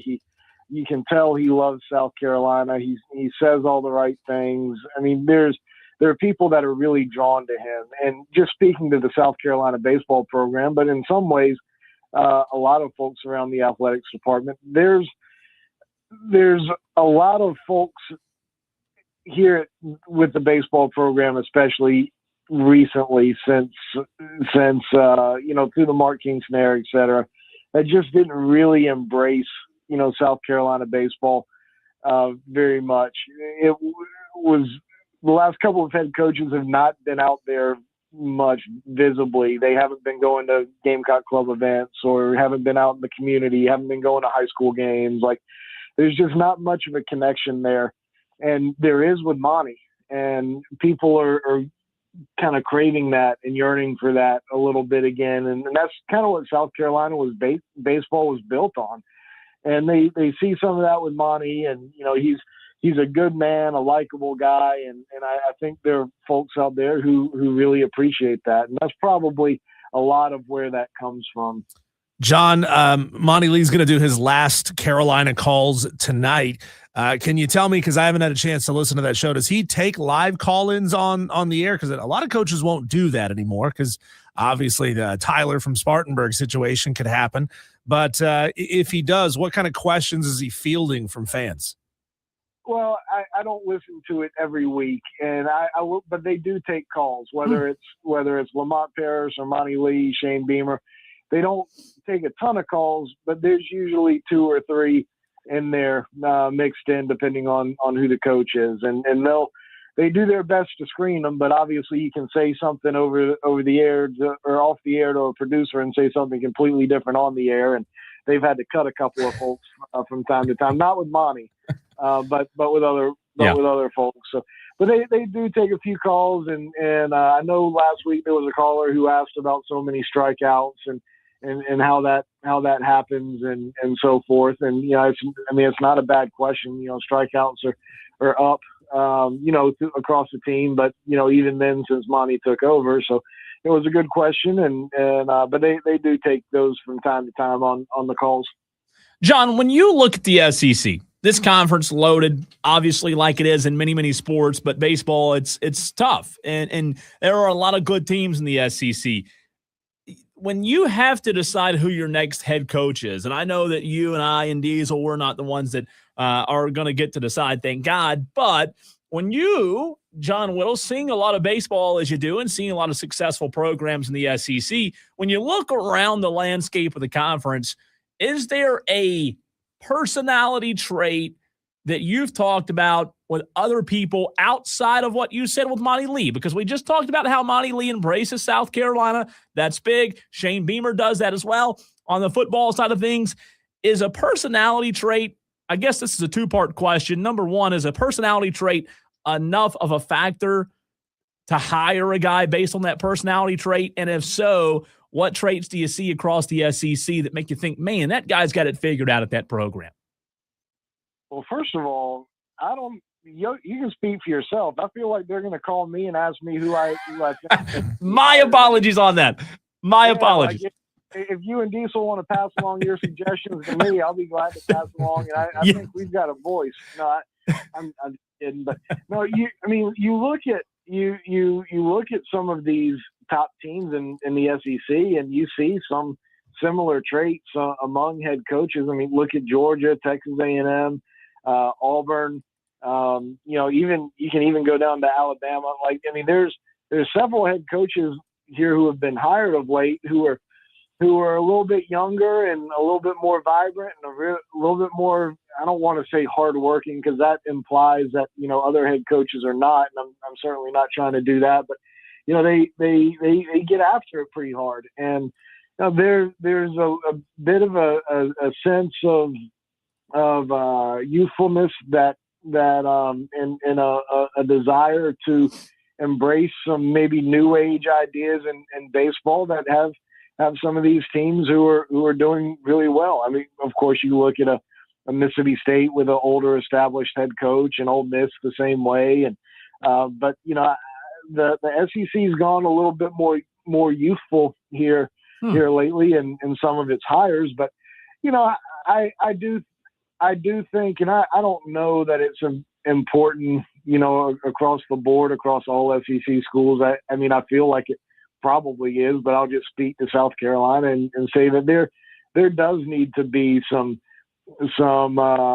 engagement with your fan base. There does need to be some connectivity between the people who are trying to show up and sit in the seats at Founders Park and the guys who are in the dugout, be it players or coaches. Like there's a lot of investment that's being made by the fans, regardless of sport, that is, well beyond what it's ever been before in terms of trying to finance NIL and the increase in ticket costs and everything that goes along with that. I mean, you gotta feel like you gotta feel that connection and emotion again, and that really has not been the case, with South Carolina baseball for quite a while. Paul Maneri was renting an apartment here at South Carolina. His family was back home in Baton Rouge. Like there was never any loyalty to the program around here for Paul Maneri. And even though Kingston was here for so long, like there were recruits every year that came out of AC Flora High School, and Kingston lived right down the road from AC Flora, and he wasn't ever at games. I mean, there's just not really. I do think that it is important for South Carolina's next coach not to necessarily have a connection to South Carolina. I'm not saying that it has to be Landon Powell or Monty Lee who's hired, but somebody who wants to dive in and become a part of the university and become a part of the city of Columbia and just really embrace what South Carolina baseball is all about. John, I'm going to ask you sort of a big picture question here. Maybe I'm asking you to predict the unpredictable or unknowable, but as you were saying, youthful coaches that are getting after it more. Do you believe that 10 years down the road, 15 years down the road, we're going to see more burnout from coaches? Like college basketball and college baseball certainly don't have the staffs that college football have, but all these coaches across all these sports are being asked to do way more than coaches ever did before. And in baseball and basketball, you don't get to delegate as many things to a GM like you would in football. Do you think that we're going to see coaches with shorter tenures because of just the extra added pressure that they're facing? I mean, I can see that. You're seeing it a little bit across sports, whether it's, football, baseball, or basketball, like folks wanting to make a move into the professional ranks and not have some of the headaches and all of the challenges that happen with college sports. But at the same time, we don't know where this thing is going to go either. If you enact some pretty basic rules, things become a little less chaotic and a little bit more stable. And, that probably extends some people. I mean, you hear about coaches all the time, not all the time, but you occasionally hear about coaches who are retiring or leaving the business because of what it's become. And, I can understand that. There's a whole lot of headaches involved, but there's a whole lot of money involved too, especially on the football side. But even on the baseball side as well, you can get a head coach making a couple $1 million. So, I think it's a great question. I think if we see some legislation enacted that provides a little bit more structure, a little bit more stability, a little bit more clarity, then I think that maybe changes some things. But, if we sit here and keep riding like we are right now, I can certainly see some coaches not wanting to be in it forever. John, what are the feelings? What are your thoughts around the transfer portal when this baseball season does conclude? There's some guys on this roster that are really good players, despite the record. The catchers are really good players. There are other good players on this roster. Do you feel like with the vibes leaning to there's going to be some changes with head coach? Do you feel like there's going to be a lot of players enter the portal? What's your latest vibe check, your feeling when it comes to the portal and what these players might do? Yeah, it's a good question. It's hard to tell at this point. I mean, there's another month left in the season, and got to kind of see how things shake out with the end of the year. First of all, there aren't a whole heck of a lot of players who are eligible to come back. So you've already lost a whole bunch of guys who are in there last year. There's a few folks who will probably get drafted too, and then. When you look beyond that, there's really only so many players that you would really want to have come back. I mean, if we're being completely honest, I think you'll probably see another pretty mass exodus into the portal, but that's the way it is typically when coaching changes happen. But that being said, South Carolina has paid out a pretty good amount of money in NIL. So, a lot of these guys, their best opportunity to make some money might be here. So they may want to hang around and see how things happen. So it'll be interesting to see how quickly South Carolina wants to move when it or can move when it comes to hiring their head coach. That'll play into it. There's some time in between the end of the season and when the portal opens, which I believe is June 1st or 2nd, right in that range. So it's kind of to be determined, but there's only, if I went down the roster, I could probably pick out 6, 8, maybe 10 that you would really want to have back.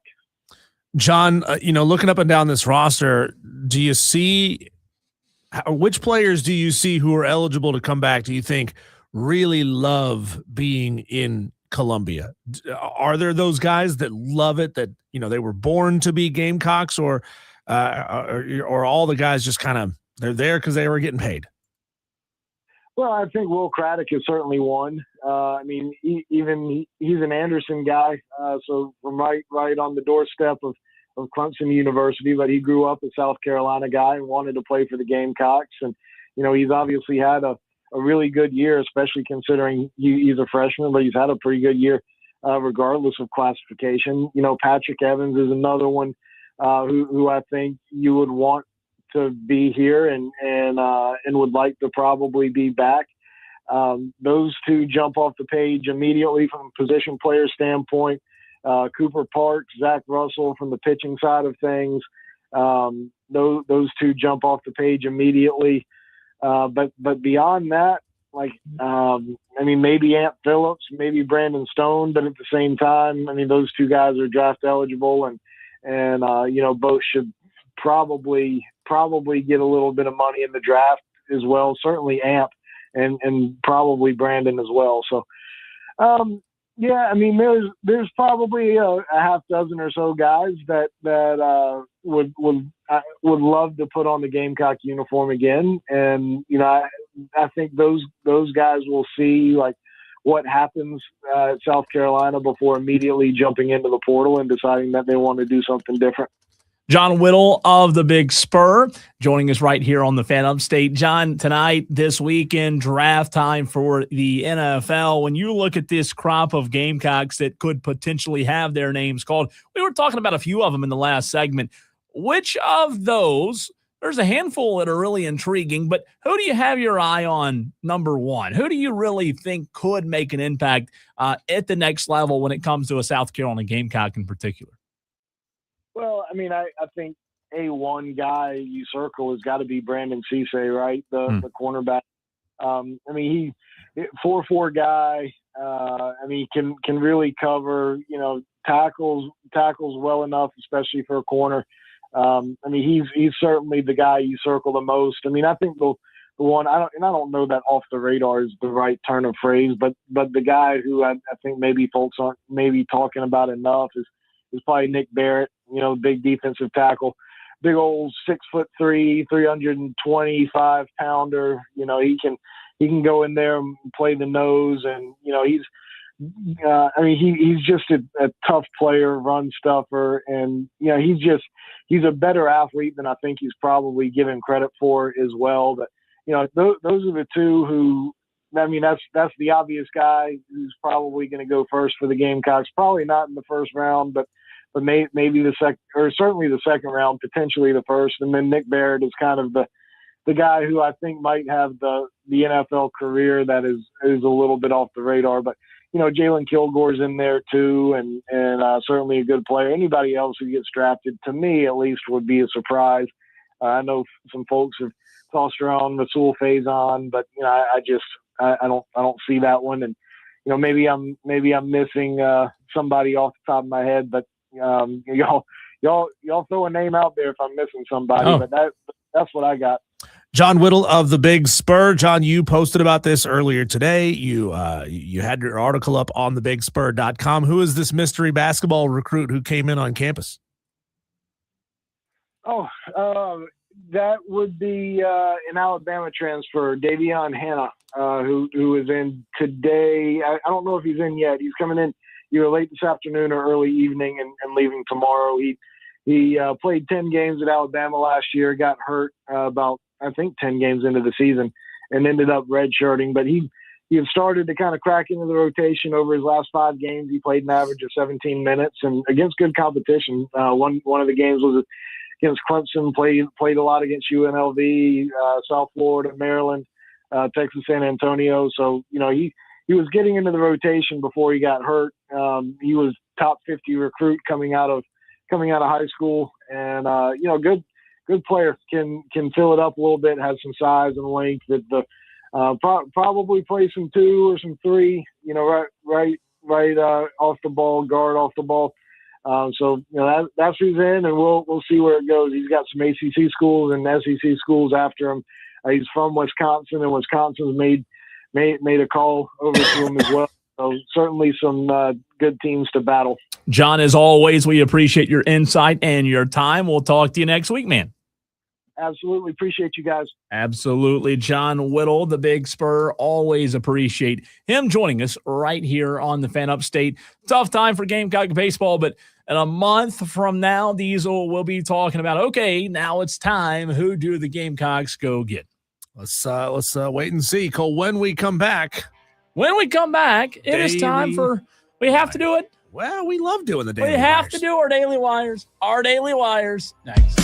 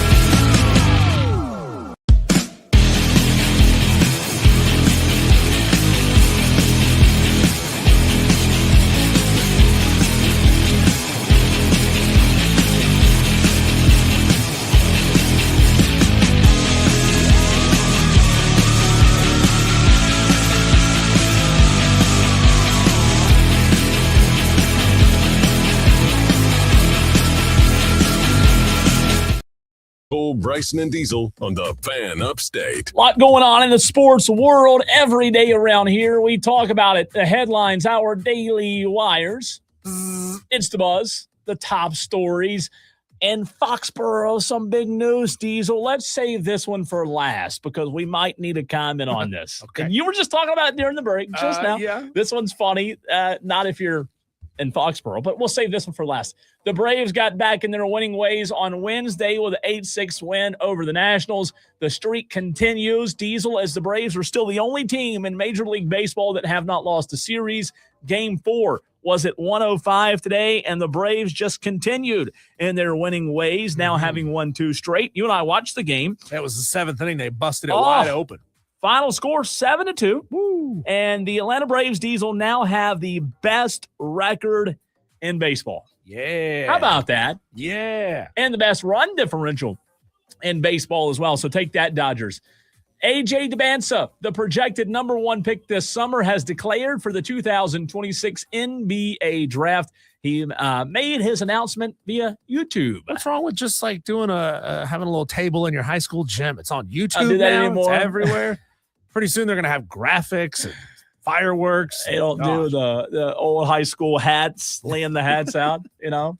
Louisville coach Jeff Brom has agreed to an 8-year, $64.8 million contract extension that'll keep him at Louisville through 2033. I always loved Jeff Brom Day at ACC Media Kickoff. He's a great coach. likable guy, too. Yeah. I like him as well. Speaking of contracts, man, we talked about this yesterday, but in case you missed it, Kalen DeBoer. Ooh, a brand new deal, new contract, and the money coming in. He received a new 7-year deal with a $12.5 million annual salary. Diesel DeBoer 20-8 in 2 seasons in Bama, 1 college football playoff appearance. So if your last name's DeBoer or Oates or Brom, it's a good day right now. Did you see Nate Oates as well? I didn't see that. It was big day at Bama. Hey, let's just break out the Amex card, right? Handing out the cash. It's not DeBoer, it's DeBank. He's making DeBank now. DeBank. Nate Oates. How about this as well? Contract extension late yesterday. Alabama and Coach Oates have agreed to a contract extension through 2032. Ooh. Wow. Ooh. His current buyout right now, $15 million. So it's higher. Nate Oates' buyout is higher than Kalen DeBoer's? Wow. $15 million. Wow. How about that? How about that? So a lot of contract extensions over the past couple of days. As stakeholders in charge of college football playoff express a willingness to consider the Big Ten's proposed 2014 playoff, Greg Sankey, he doesn't like it. He said last year we came out of Destin, he said we haven't changed at this point. He's against it. Yeah, and I don't think there's any surprise there. All these other outlets keep pushing for 24. The ACC is for it. The Big 12 is for it. The American Athletic Conference is for it. Now look at Greg Sankey. Instead of leading the charge like he had been for the last 5-10 years, now he is the rock in the middle of a stream. No doubt. Diesel Hurricane Senators tonight at 7:30. Canes looking to go up 3-0. Yeah, baby. Man, get it done. See, I think the Hurricanes need to hurry up and win one because this core of dudes on this team are getting old. No doubt. They've been around with the Hurricanes for a long time. They better get one. Virginia Tech AD Whit Babcock is retiring at the end of June. The announcement comes after Virginia Tech's president also announced plans to step down. Everybody's quitting. Dudes are getting stuck on the scoreboard. It's not a good time in Blacksburg. And last one for you. New England Patriots head coach Mike Vrabel. He'll be at the draft tonight, but he won't be there on Saturday, Diesel. And why would that be? Why is he not going to be at the draft on Saturday? Because Diana Rossini is flying into town? No, try again. No. The breakfast buffet is open at the Swanky Hotel? No. Oh, it's because he's going to counseling. He's going to counseling. That's it. Yeah. That's it. He's going to counseling. This is interesting. You know, the Patriots say they support him taking a step away to work on himself and go to counseling. You would think they would say, hey, we want you to get your ducks in a row immediately. But nah, it's like, wait till Saturday. Wait till Saturday. Your day off. Wait till Saturday. Gosh. No doubt. Shane Barrett says $12.5 million for DeBoer. Yikes, that's steep. It is steep. So those are your daily wires. Buzz. When we come back, Tolo, it's time to hear from you. Pick up those phones and call. 844-326-3663. We have a limited number of phone lines, and we want you on them, filling them up right now. What have you got to say about the draft coming up tonight and tomorrow? What have you got to say about Gamecock baseball, Clemson Tigers baseball? What do you think the Panthers are going to do when they draft at 19? This is your opportunity to call in and take over the airwaves. Next.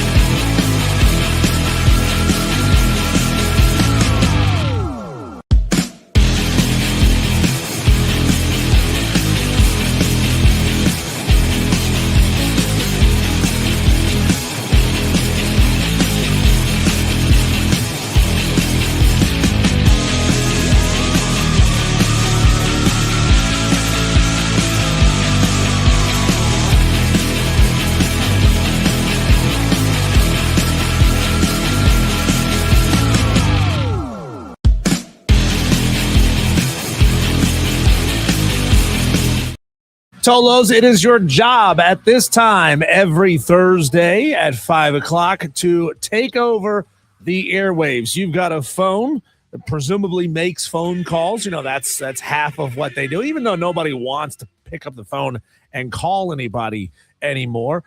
Get out those phones and dial 844-326-3663. Be a part of the show. What are you going to be watching this weekend?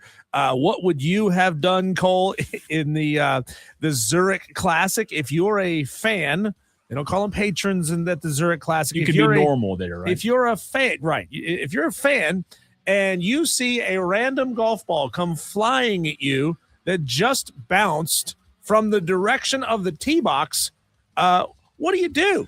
Because there was a fan who the ball went a little bit right, but it was still within the cart path. It was inside the cart path. It took a one hopper, and this fan just grabbed it off the bounce. I saw the video because you showed it to me, and I'll say this. I cannot, and I'm trying to seriously think here. I can't recall ever seeing anything like that happen, but I want to know this. What's worse? A fan grabbing the golf ball on a one hopper at a golf tournament, or a fan reaching over at a baseball game and stealing? Maybe that's the question on this Tolo takeover.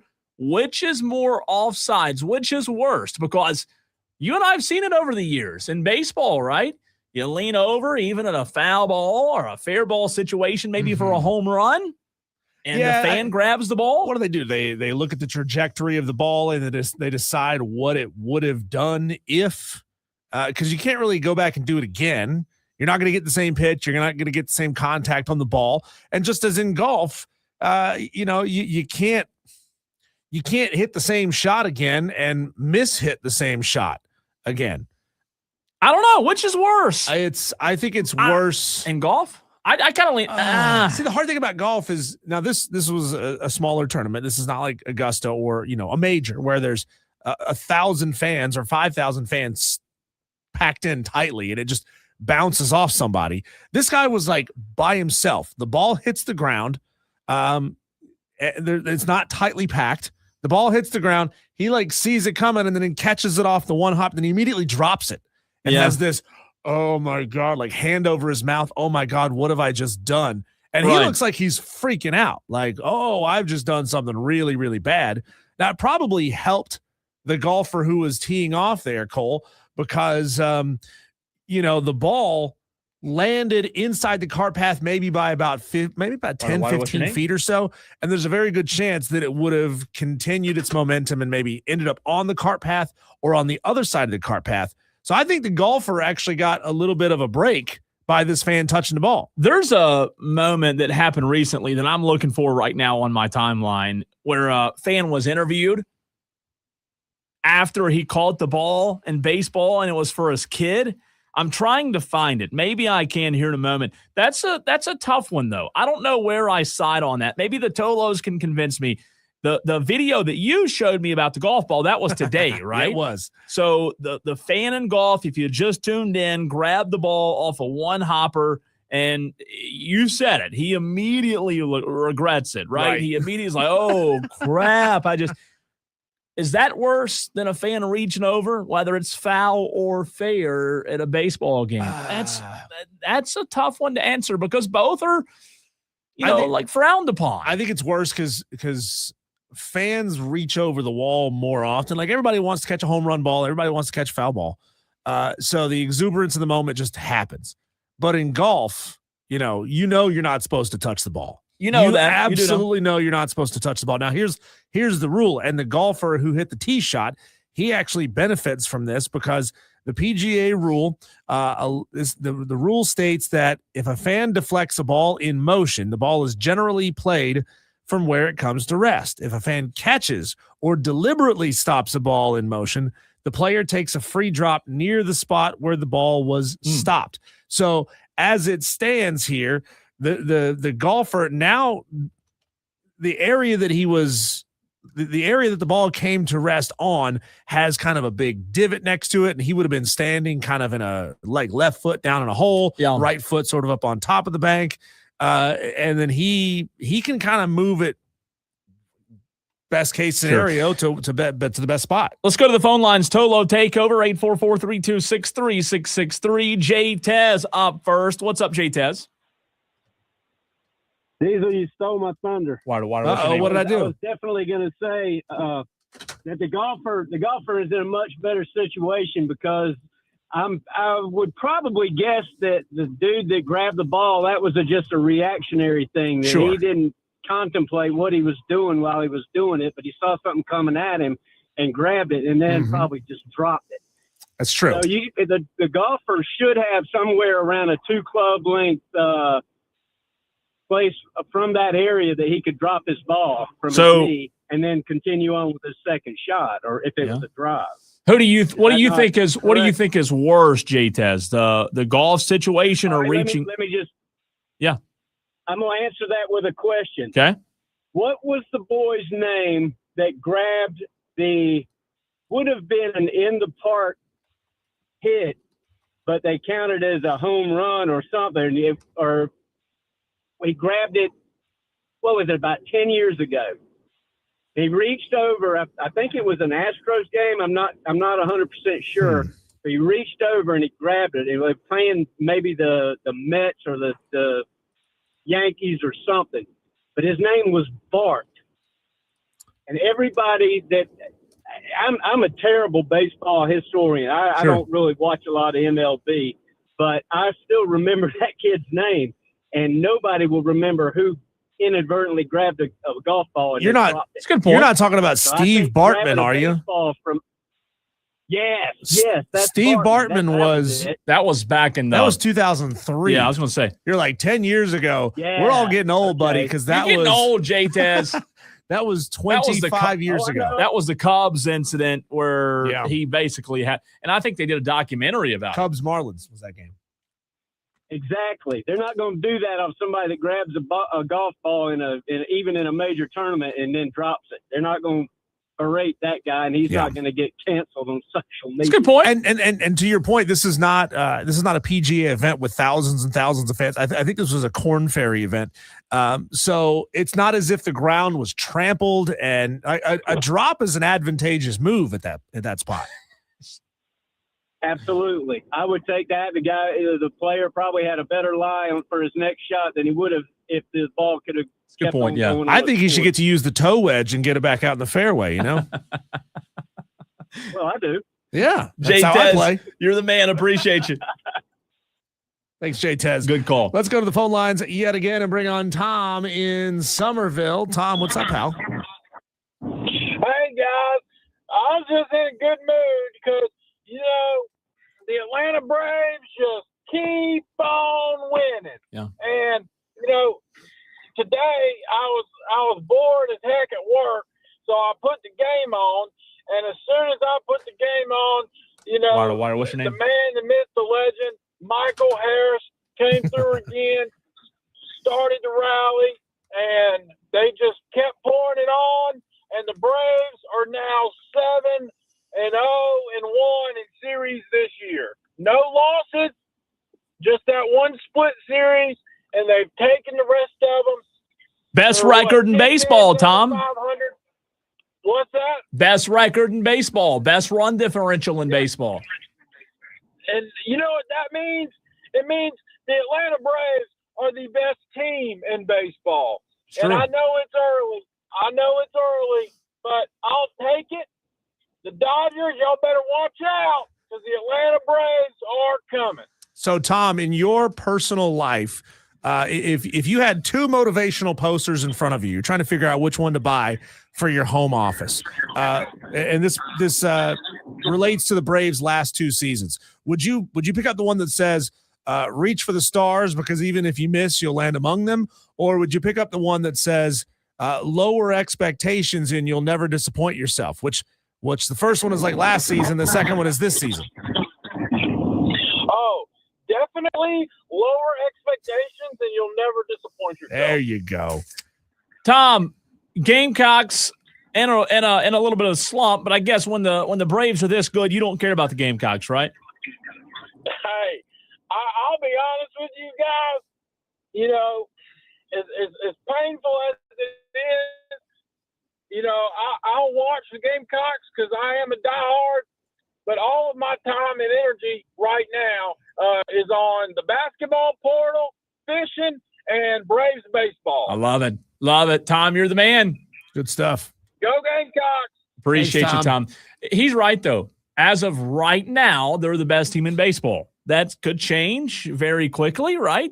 Hopefully it doesn't. But the reality is you're going to find out really, really soon if you're the best team in baseball, because here in a short few weeks, you have a beautiful matchup out on the West Coast with the Dodgers. So you're going to find out. You're going to find out if you're the best team in baseball, and we'll see how the Braves line up against those Dodgers. Did you also happen to see, Cole, in the 2026 Zurich Classic of New Orleans? Mm-hmm. This was today. Did you also see that Michael Brennan took his shirt off while taking a shot, I guess so that he wouldn't get muddy splatters all over his in nice the water, shirt? right? Yeah, he was right there on the water's edge. And you've seen golfers take their shoes off and roll their pants up. I've never seen a golfer take his shirt off. But tell me the location of this tournament. It's in New Orleans. There you go. I mean, you can do anything you want in New Orleans. You take your shirt. Yeah, if but you don't have your shirt off in New Orleans, you're not allowed in the I'm golf surprised tournament. nobody threw beads at him. Nah, well, that's fair. But also, when you take your shirt off in New Orleans, you are exposing skin to alligators that could just jump out of the water. No. You think they had spotters looking for gators? You while they was- welcome that stuff. You welcome it. Dan B's up next on the Tolo Takeover. What's up, Dan? Yeah, no, can I give my snacks and drinks over the air? You can. Teasing it for the very next segment. We did not finish. Go ahead and tease that, though, as you give your snack. Yeah, I'll just keep it quick. Candy Yeah, and drink. Yeah, well, the candy, yeah, so that was the Reese's Cups, and then Baby Ruth, and then a Crackle, the little red ones. I'm with all those. Yeah, I'm with all those, Dan. Snacks is Doritos, number one. It could be ranch or cheese, generally. Super nacho cheese actually they're pretty good actually. Pringles, regular or salt and vinegar aren't bad, but you can only eat so many of those before your mouth goes. Yeah, stop doing that. Pringles. Yeah, I'm not a big Pringles guy. You lost me at Pringles. They're not real potato chips. Okay, that's fine. It's a snack. It's a snack day. That's potato chip day. We already did that day. That's true. And then the last one would be the Gardettos, or even just a bag of the rye chips. I've done that before for a road trip. So that's what that is. They're rye chips, the dark brown chips. Yep. Like Tex Mex. That's the worst part. See, I like those. I like those. Those are the best part. The pretzels are the best No, part. the pretzels are by far the worst. What? Yeah. Get out of town. You like the pretzels. That's Just right. get pretzels. That's right. Get the pretzels, just buy himself in a bag of pretzels. I really don't like pretzels. Not a pretzel guy. You would say that, wouldn't you? Anything else, Dan? Well, the drink would be it's always lemon lime Gatorade, and then if not that, then any like Aquafina or Dasani water or whatever. That's And like then, the second or third lemon lime Gatorade. I don't like Dasani water. It's got salt in it. They salt Dasani water. You can't taste it though. Yeah, you can. No, you cannot. As soon as you take salt. a sip of it, you get this dry feeling in your throat. Like I need more water. You cannot taste the salt. It's all in a Dasani. scheme, man. You are so crazy. You can't taste the salt. I totally can. Totally. All right, and for my number 3, I'm going to channel my inner Dewey, and my number 3 drink is just from a quick stop is beer. So. Oh wow, you Good went there. You went there. Yep. Thanks, Dan. Can't drink in the car, Dan. Yeah, that's true. No. That's No. Take it home. Take it home. He said. What was the movie, Dan, about the Oh, he pilot just- that he was dropped drinking? us. Oh, he left us. I know he's probably still watching on the stream. What was the movie? Not Captain Sully. That's the one about the guy that landed in the Hudson. Sully. And was it Denzel Washington where he like flipped the plane over? He was 'cause drinking. Yeah, that's Denzel. I watched. Oh man, what is that movie? It's Denzel for sure, and he got caught with like the mini Flight. It's called Flight. Great movie. You're right. Great movie. Is it better than Sully though? Flight I think versus so. Sully. You I think so? Flight's better. Yeah. Really? It's got more drama. I don't know about that. Sully's a hero. Sully's a hero. Okay. Let's go to the phone lines again and bring in Cocky for a reason. Cocky for a reason. What are you cocky about today? I don't know. So you're cocky without a reason. I always got a reason to, always got a reason. But the NBA started, I'm kind of interested a little bit. I get more I interested. think the in NBA started as like in October, Cocky. I know, right? You just said it just started. I'm waiting. I think he means the No, I'm playoffs. talking about the playoffs. Oh, okay. Well, you missed that part. You left that part out. We're 3 games in. Wait, Hello? are you just watching game 1 of the season and you think the season just started? That's when it starts. I mean, all this other stuff. Fair enough. Fair enough. I can't review. I mean, no disagreement from me there. But I don't know. I'm trying to debate if I'm going to watch more NBA games or if I'm going to watch more WNBA preseason. You know what I'm saying? You talking about just playoff? I'm talking, just playoffs. Because I think I'm going to watch more WNBA preseason than I'm going to watch NBA. Hey, it's a hot take, but I'm going to hit it. I like it. What is it about WNBA basketball that you love so much? Just the Gamecocks playing in it? No. It's pure basketball. I mean, it's I say that they I do think there are more fundamentals in the women's sport. It's a slower sport, if that makes sense.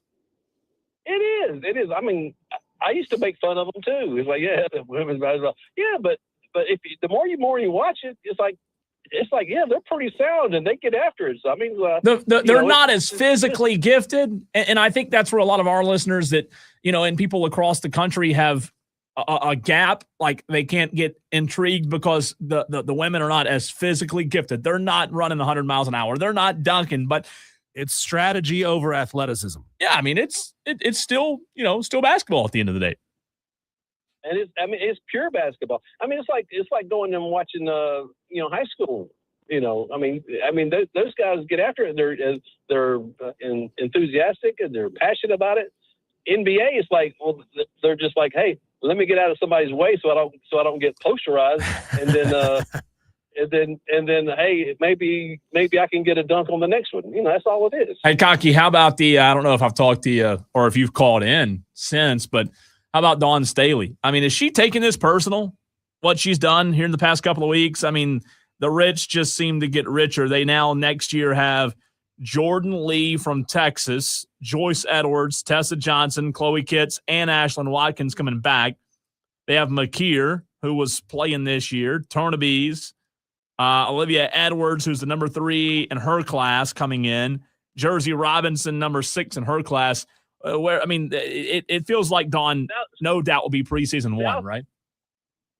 South Carolina was the only team to not lose a player in the portal. Yeah, and out of the SEC. It's true. Yeah, I mean, it's impressive, right? It is. It's very impressive. It speaks a lot to Dawn's culture. It does. Yeah, you see the trolls out there saying, well, that's a bad move. What's a bad move about it? Yeah. Dawn, she's a mentor. She coaches them up. She treats them. She's not just for the next level of basketball. Next level of life. I mean, she's a queen. She's a queen. I love it, Cocky. You're the man. Talk soon. Love you guys. Love you more. Oh, that's nice. It's Thursday. We're getting close to Friday. So Good sweet. feeling. He says love you. I say love you more. We do love. I do love all of our Tolos, even Dewey. By the way, we hadn't heard from Dewey today on the phone lines. He was on the stream earlier. He's not on the phone lines. That's pretty embarrassing. He doesn't love us anymore. Pretty embarrassing. Sad. All right, Diesel, we've got to finish what we started. We did this back in hour number 1, I believe. Oh, wait. We should only let this caller on what's your name? if it's Dewey. That should be the only Tolo that we No, let it's on. not Dewey. It's not Dewey. Not Dewey. No, believe it or not. Put it to a vote. It is a Tolo that hadn't called in a while, and I am glad to hear from him. You can see his name now, Diesel. It's been a while since we've heard from How about that? Jersey Joe. What's up, Jersey Joe? You're the last caller this segment. What is up, gentlemen? It's been a while. I'm sorry it's missed us. It's okay. We just hadn't slept. We've been so upset. Don't let it happen again, Joe. I'm sorry. Hey, why with the NBA playoffs do they take like 3-4 nights off between games? 3 for travel. They're playing extra hard, Joe. They actually have to finally play defense in the NBA playoffs. It's exhausting. For instance, the Knicks and the Hawks, okay? They play game one at Madison Square Garden, and the Knicks win. Then they take 2 nights off. Then they come back and the Hawks win. Then they take 3 nights off. Then they go to Atlanta. Why? Why can't you play back-to-back What nights? professional sports league doesn't take 2 nights off? It's ridiculous. They shouldn't. I don't know, though. Like, takes too long, though. You know, we bag on every other tournament for taking long breaks in between games. I think the NBA tournament playoffs are way too long. This opening round ought to be 5-game series. Well, I tell you what. Well, back in the early '80s. Oh, here we go. Back in the '80s. Yeah. Yeah, when I was like 30, you know. Go ahead. I'm sorry. I'm just messing with you. Go ahead. I can't help if you guys are still kids yet, you know. Back in the early '80s, Cole wasn't born. No. Depending on exactly how early, depends on how early you're talking. I might have been rolling around in diapers. So will you watch Jersey? I used to watch back in the '80s. I mean, now have you watched the NBA playoffs this year? No, I can't stand the NBA now. Okay, then it wouldn't matter if the games were. It wouldn't matter if the games were back to back or not. You can't stand the NBA. You're not going to watch anyways. It wouldn't matter if they played twice on the same day. You wouldn't watch. No, I wouldn't watch it. I'd be glad because we get the friggin' things over with already. Well, you don't have nobody's in principle that they're playing. Nobody's forcing you to watch it. Why do people have a problem with how long they go if they're not watching? Because it's ridiculous. 2.5 months. I mean, they play the regular season in 2.5 months. Then it takes 2.5 months to do the playoffs. That's a good call. Jersey Thanks, Joe, Joe. you're the man. That's like me over there being upset that restaurant stays up until 8 o'clock.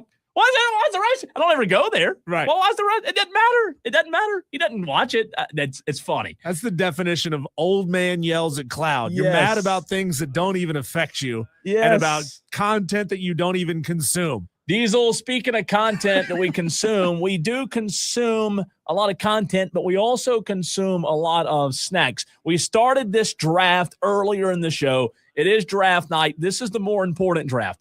We have titled this the Quick Stop Draft. We completed the candy round. We did not complete the snack and beverage round. This is the more important draft, in our opinion, and we'll finish that draft next.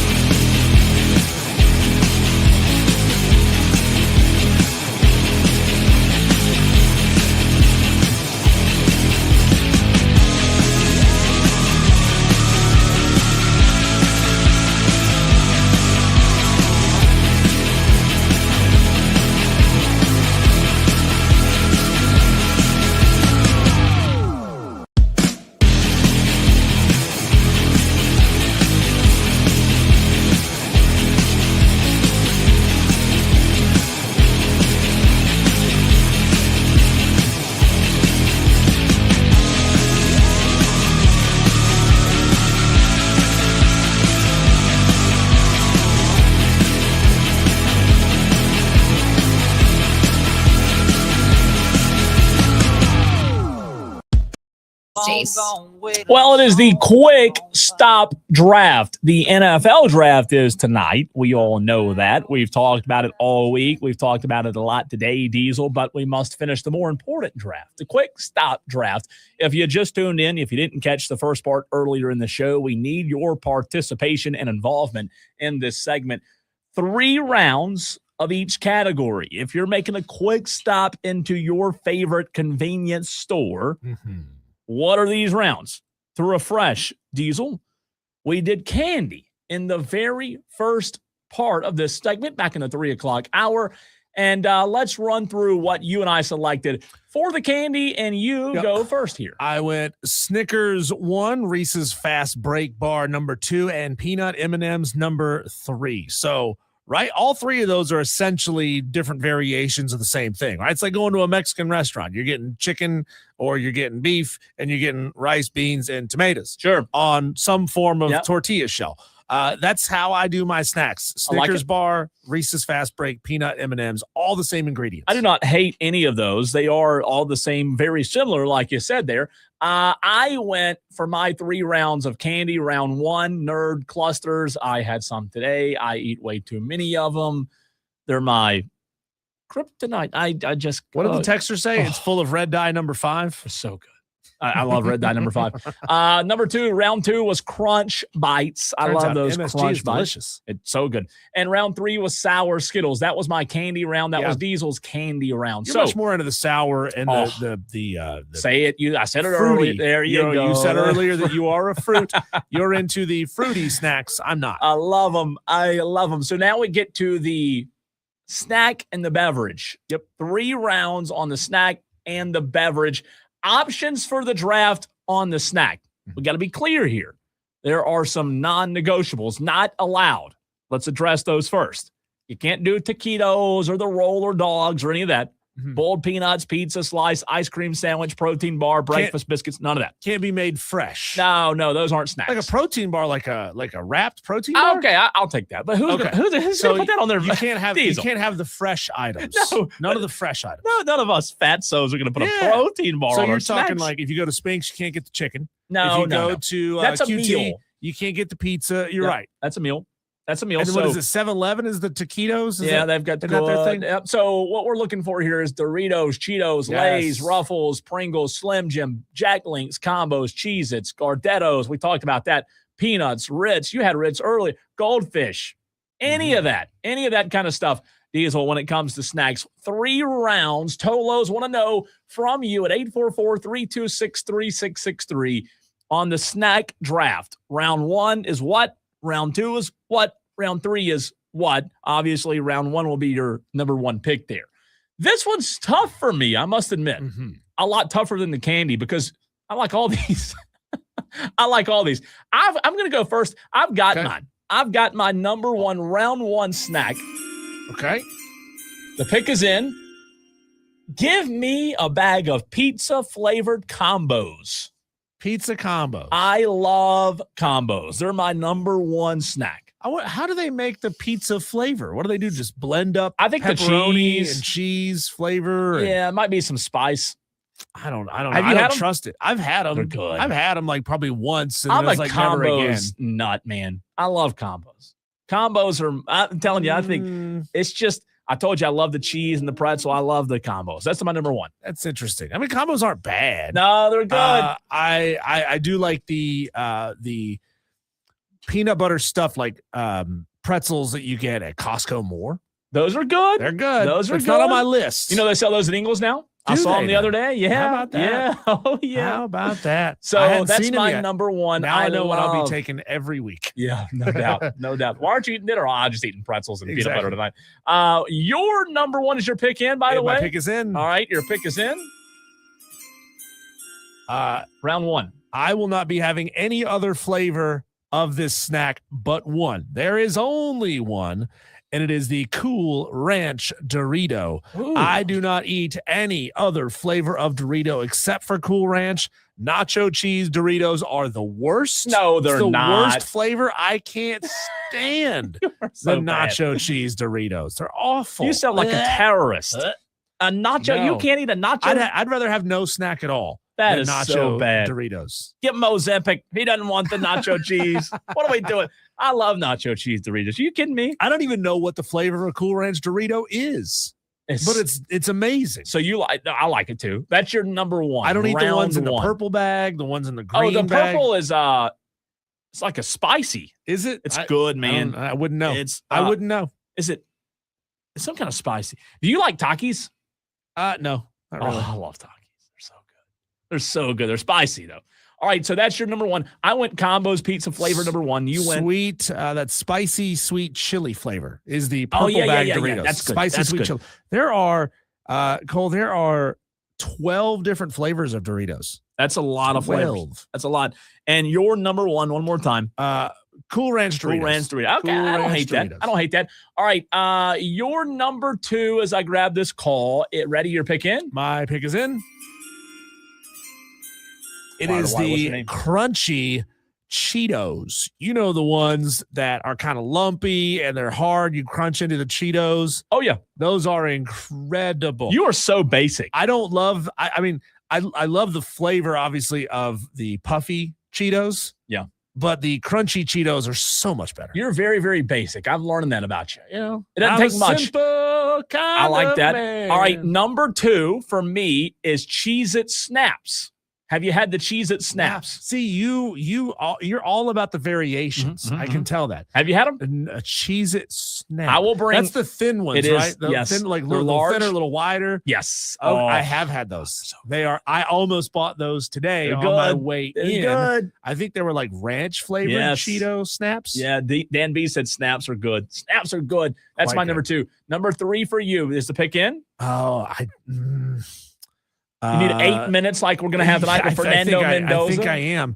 I just got the Ritz crackers in the small. did get that, I yeah. got that earlier today. My number three. Gosh. Putting the pressure on you here. My number three. This is hard. My number three on my list, I'm going to go with the so bad. Give me the classic Lay's. Classic Lay's potato chips in the yellow bag. It's funny you brought that up. Do you remember 2 years ago when we were at Dave and Buster's for the draft? We were live on location this day. That was my whole thing is I love Lay's dipped in. Do you remember?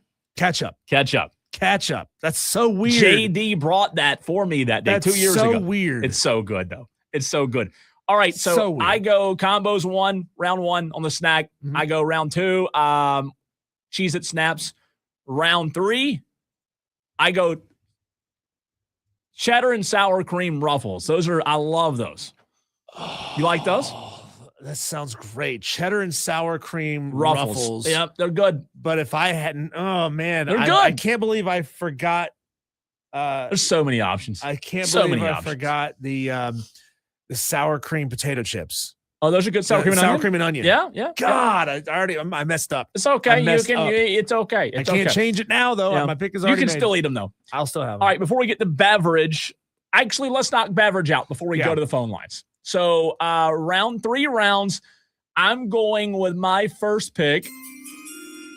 Round one, I'm going this new flavor. It's a blue. It's wild berry Red Bull, but it's got to be sugar-free. You know, I drink these Red Bulls like crazy. I told you I'm only trying to do one a day. Number one for me is Red Bull. I'll knock them out for you quick. Yep. Round two is the slushy Coke. Not the Coke, but the slushy Coke. The Okay. Slurpee slushy. Yep. You like that? Yeah, it's good stuff. Round three for the beverage. Round three, I'm going purple Gatorade. Purple Gatorade. Purple Gatorade for round three. That's my third pick. So Those are three good picks. good Those picks are there. three Red good Bull, picks. Coke slushy, Yeah. purple Gatorade. And that's my beverage draft. You have your picks in? I do have my three picks in. Okay. Pick number one is the orange Celsius. It's a B12 like energy drink, but it doesn't have I hadn't had the caffeine orange in one. it. I've had Celsius. Oh, it's like it was one of the OG original flavors. I hadn't Now seen they've added all these additional flavors, but orange was one of the originals. That's wow. delicious. Okay, I have to try that. Pick number two for me, and this is very, very simple, Cole. Just give me a coffee. Just give me You're a simple straight man, you coffee. said. Just give me a straight coffee with a little bit of sugar in it. I don't need all that stuff. Normally gas station coffee, like if you get the if you try to get the pre-mixed coffees or the premium coffees, See, I like they're the just pre-mixed. over sweet. They're so sweet. They're over sweet. I like those them. pre-mixed Starbucks ones that you feel like you're just drinking sugar straight Like they don't up. taste like a latte at all. It's so good. It's because there's really no caffeine. See, you drink It's it for so the good. flavor. I I do. drink it for the I do. caffeine. I love the flavor. And then number 3 on my list as far as drinks go, and I can't drink a beer. I'm going to say number 3 on my list would be, number 3 on my list. What was your one? My one was the orange Celsius. Orange Celsius. Okay, Yeah. gotcha. I like those 3, Celsius. Number 3, I'm going the blue Gatorade. Light blue or dark blue? Dark blue. See, I like the light blue. The cool, what do they call that? I forget what it's called. Anyways, I love the Dark light blue Gatorade. I like that. Purple Gatorade is delicious. Orange Gatorade is the best. Who are these people saying lemon lime Gatorade? It's good. Like I It's stopped good. drinking lemon lime Gatorade when I was a kid, and they started coming out with other flavors. Oh my God. All right, let's go to the phone lines. The phone lines, text line blowing up. Round 3. This is the quick stop draft. Diesel and I drafted 3 rounds of candy, snacks, and beverage. TA up first. What do you say, TA? I'll knock out some chips right quick. What's your name? Chips.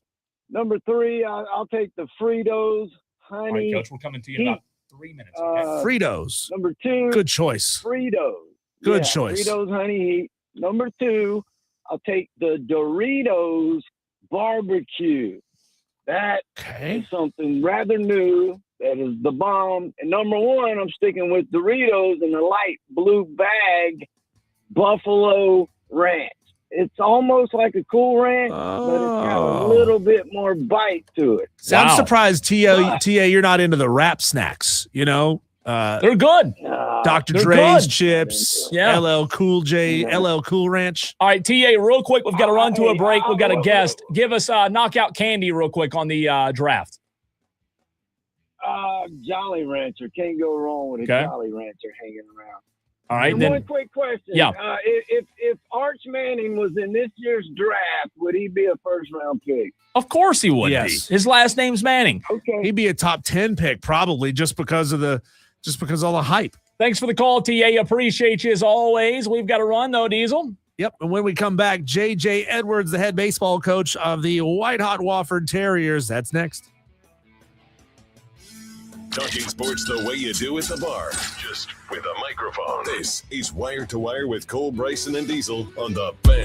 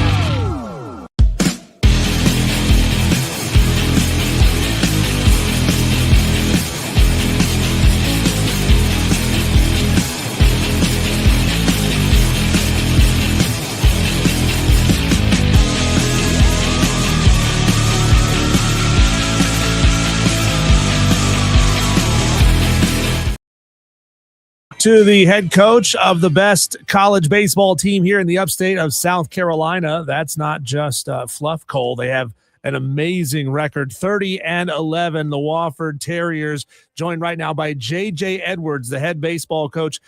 Coach, a phenomenal start to the season. Obviously, still some work to be done, as it always is. But how did you know, or at what time in the season did you feel like you had something really special on your hands? Yeah, great question.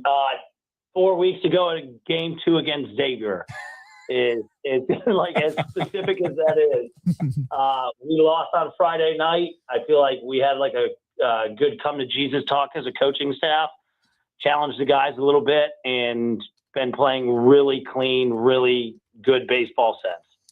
Coach, you guys 8-1 in conference play. You're very familiar with this conference, and then you see them again in Greenville over at Floor Field at the end of every season. Hopefully you get to see several of them again this year. What do you, even though you've been at the helm for a few years now, what do you still learn when you play these teams in the SoCon that maybe you didn't think you knew already?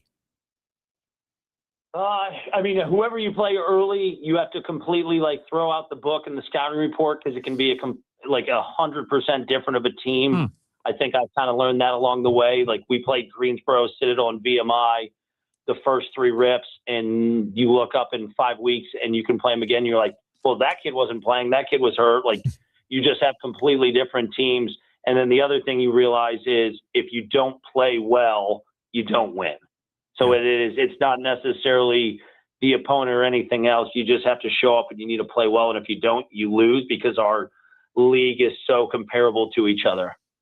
Wofford, one of 2 teams in the SoCon with over 100 stolen bases. Wofford has 104. VMI, I mean, are these guys, have you checked their cleats for rockets in their cleats? Because 157 stolen bases for the Keydets. Those guys are just lightning quick.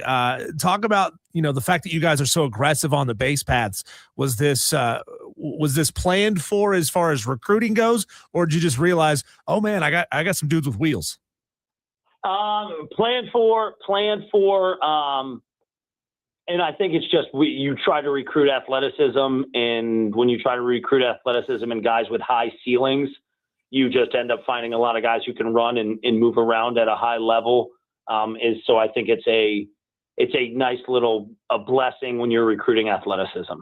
We're talking to J.J. Edwards. He's the head baseball coach of the Wofford Terriers. Coach, you've won 9 straight. You took 3 from the Citadel, 11-2 win over Presbyterian College, 3 from UNC Asheville. You beat Queens on Tuesday. This team right now, they're humming. What have you learned, though, about baseball in your time playing and coaching? They always say you want to be playing your best at the right time. Do you feel like this is the right time? I think anytime it gets to the league, it's the right time. It's, we didn't have a good league record last year, but had a solid overall record. And you just look up and you go, yeah, did we not have a good year? I know we won 33 games, but we didn't win in league. So I think anytime you win a baseball game in the Southern Conference, you don't really apologize for it. So I believe that is the right time anytime you're in SoCon play. Talking to Coach J.J. Edwards, the baseball coach at Wofford. Something we talk about a lot on this show is the unfortunate reality of smaller programs becoming feeders for larger ones. You can't chain your guys to a radiator and keep them there on campus any longer than they really, really want to be. But, knowing that is a fact of the game, how do you handle that idea? Do you embrace it? Are you pitching to your kids that Wofford can be a springboard, or does it kind of eat away at you a little bit? Eat away at you. I think with, how it is nowadays is we're not changing who we are from an identity standpoint. So we're going to coach you. We're going to love you. We're going to do everything we possibly can to get you better every step of the way. And if you use that to catapult your career, I don't love it, but it's just reality where it is. And then we'll go get somebody who wants to be here the next year, or a high school kid who wants to be here, or somebody who's using their school as a catapult to get here. So I just think unfortunately, it's a necessary evil, but we got to keep coaching and keep going. And then at the end of the year, you feel like you're in European basketball style. You got to reconstruct your roster and just take 1-year deals and keep going on with life.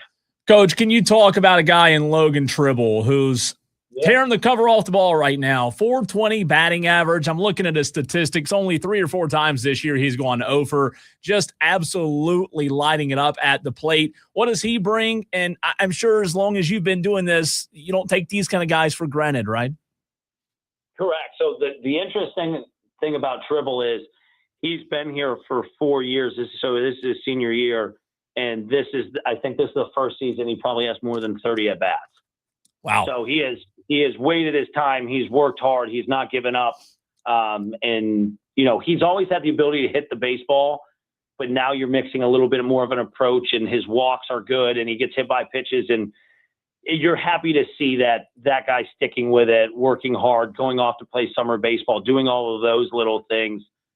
Then he gets the rewards as he so deserves. So he is talented. He is a good hitter, but he has definitely waited his time and, developed along the way to get to the spot he is. Coach, you're a high energy guy. The pranks and the fun are a part of baseball. It keeps the guys loose on a daily basis. Can you give us an idea of the personality of the guys that you have in your locker room right now? What are they pulling on each other?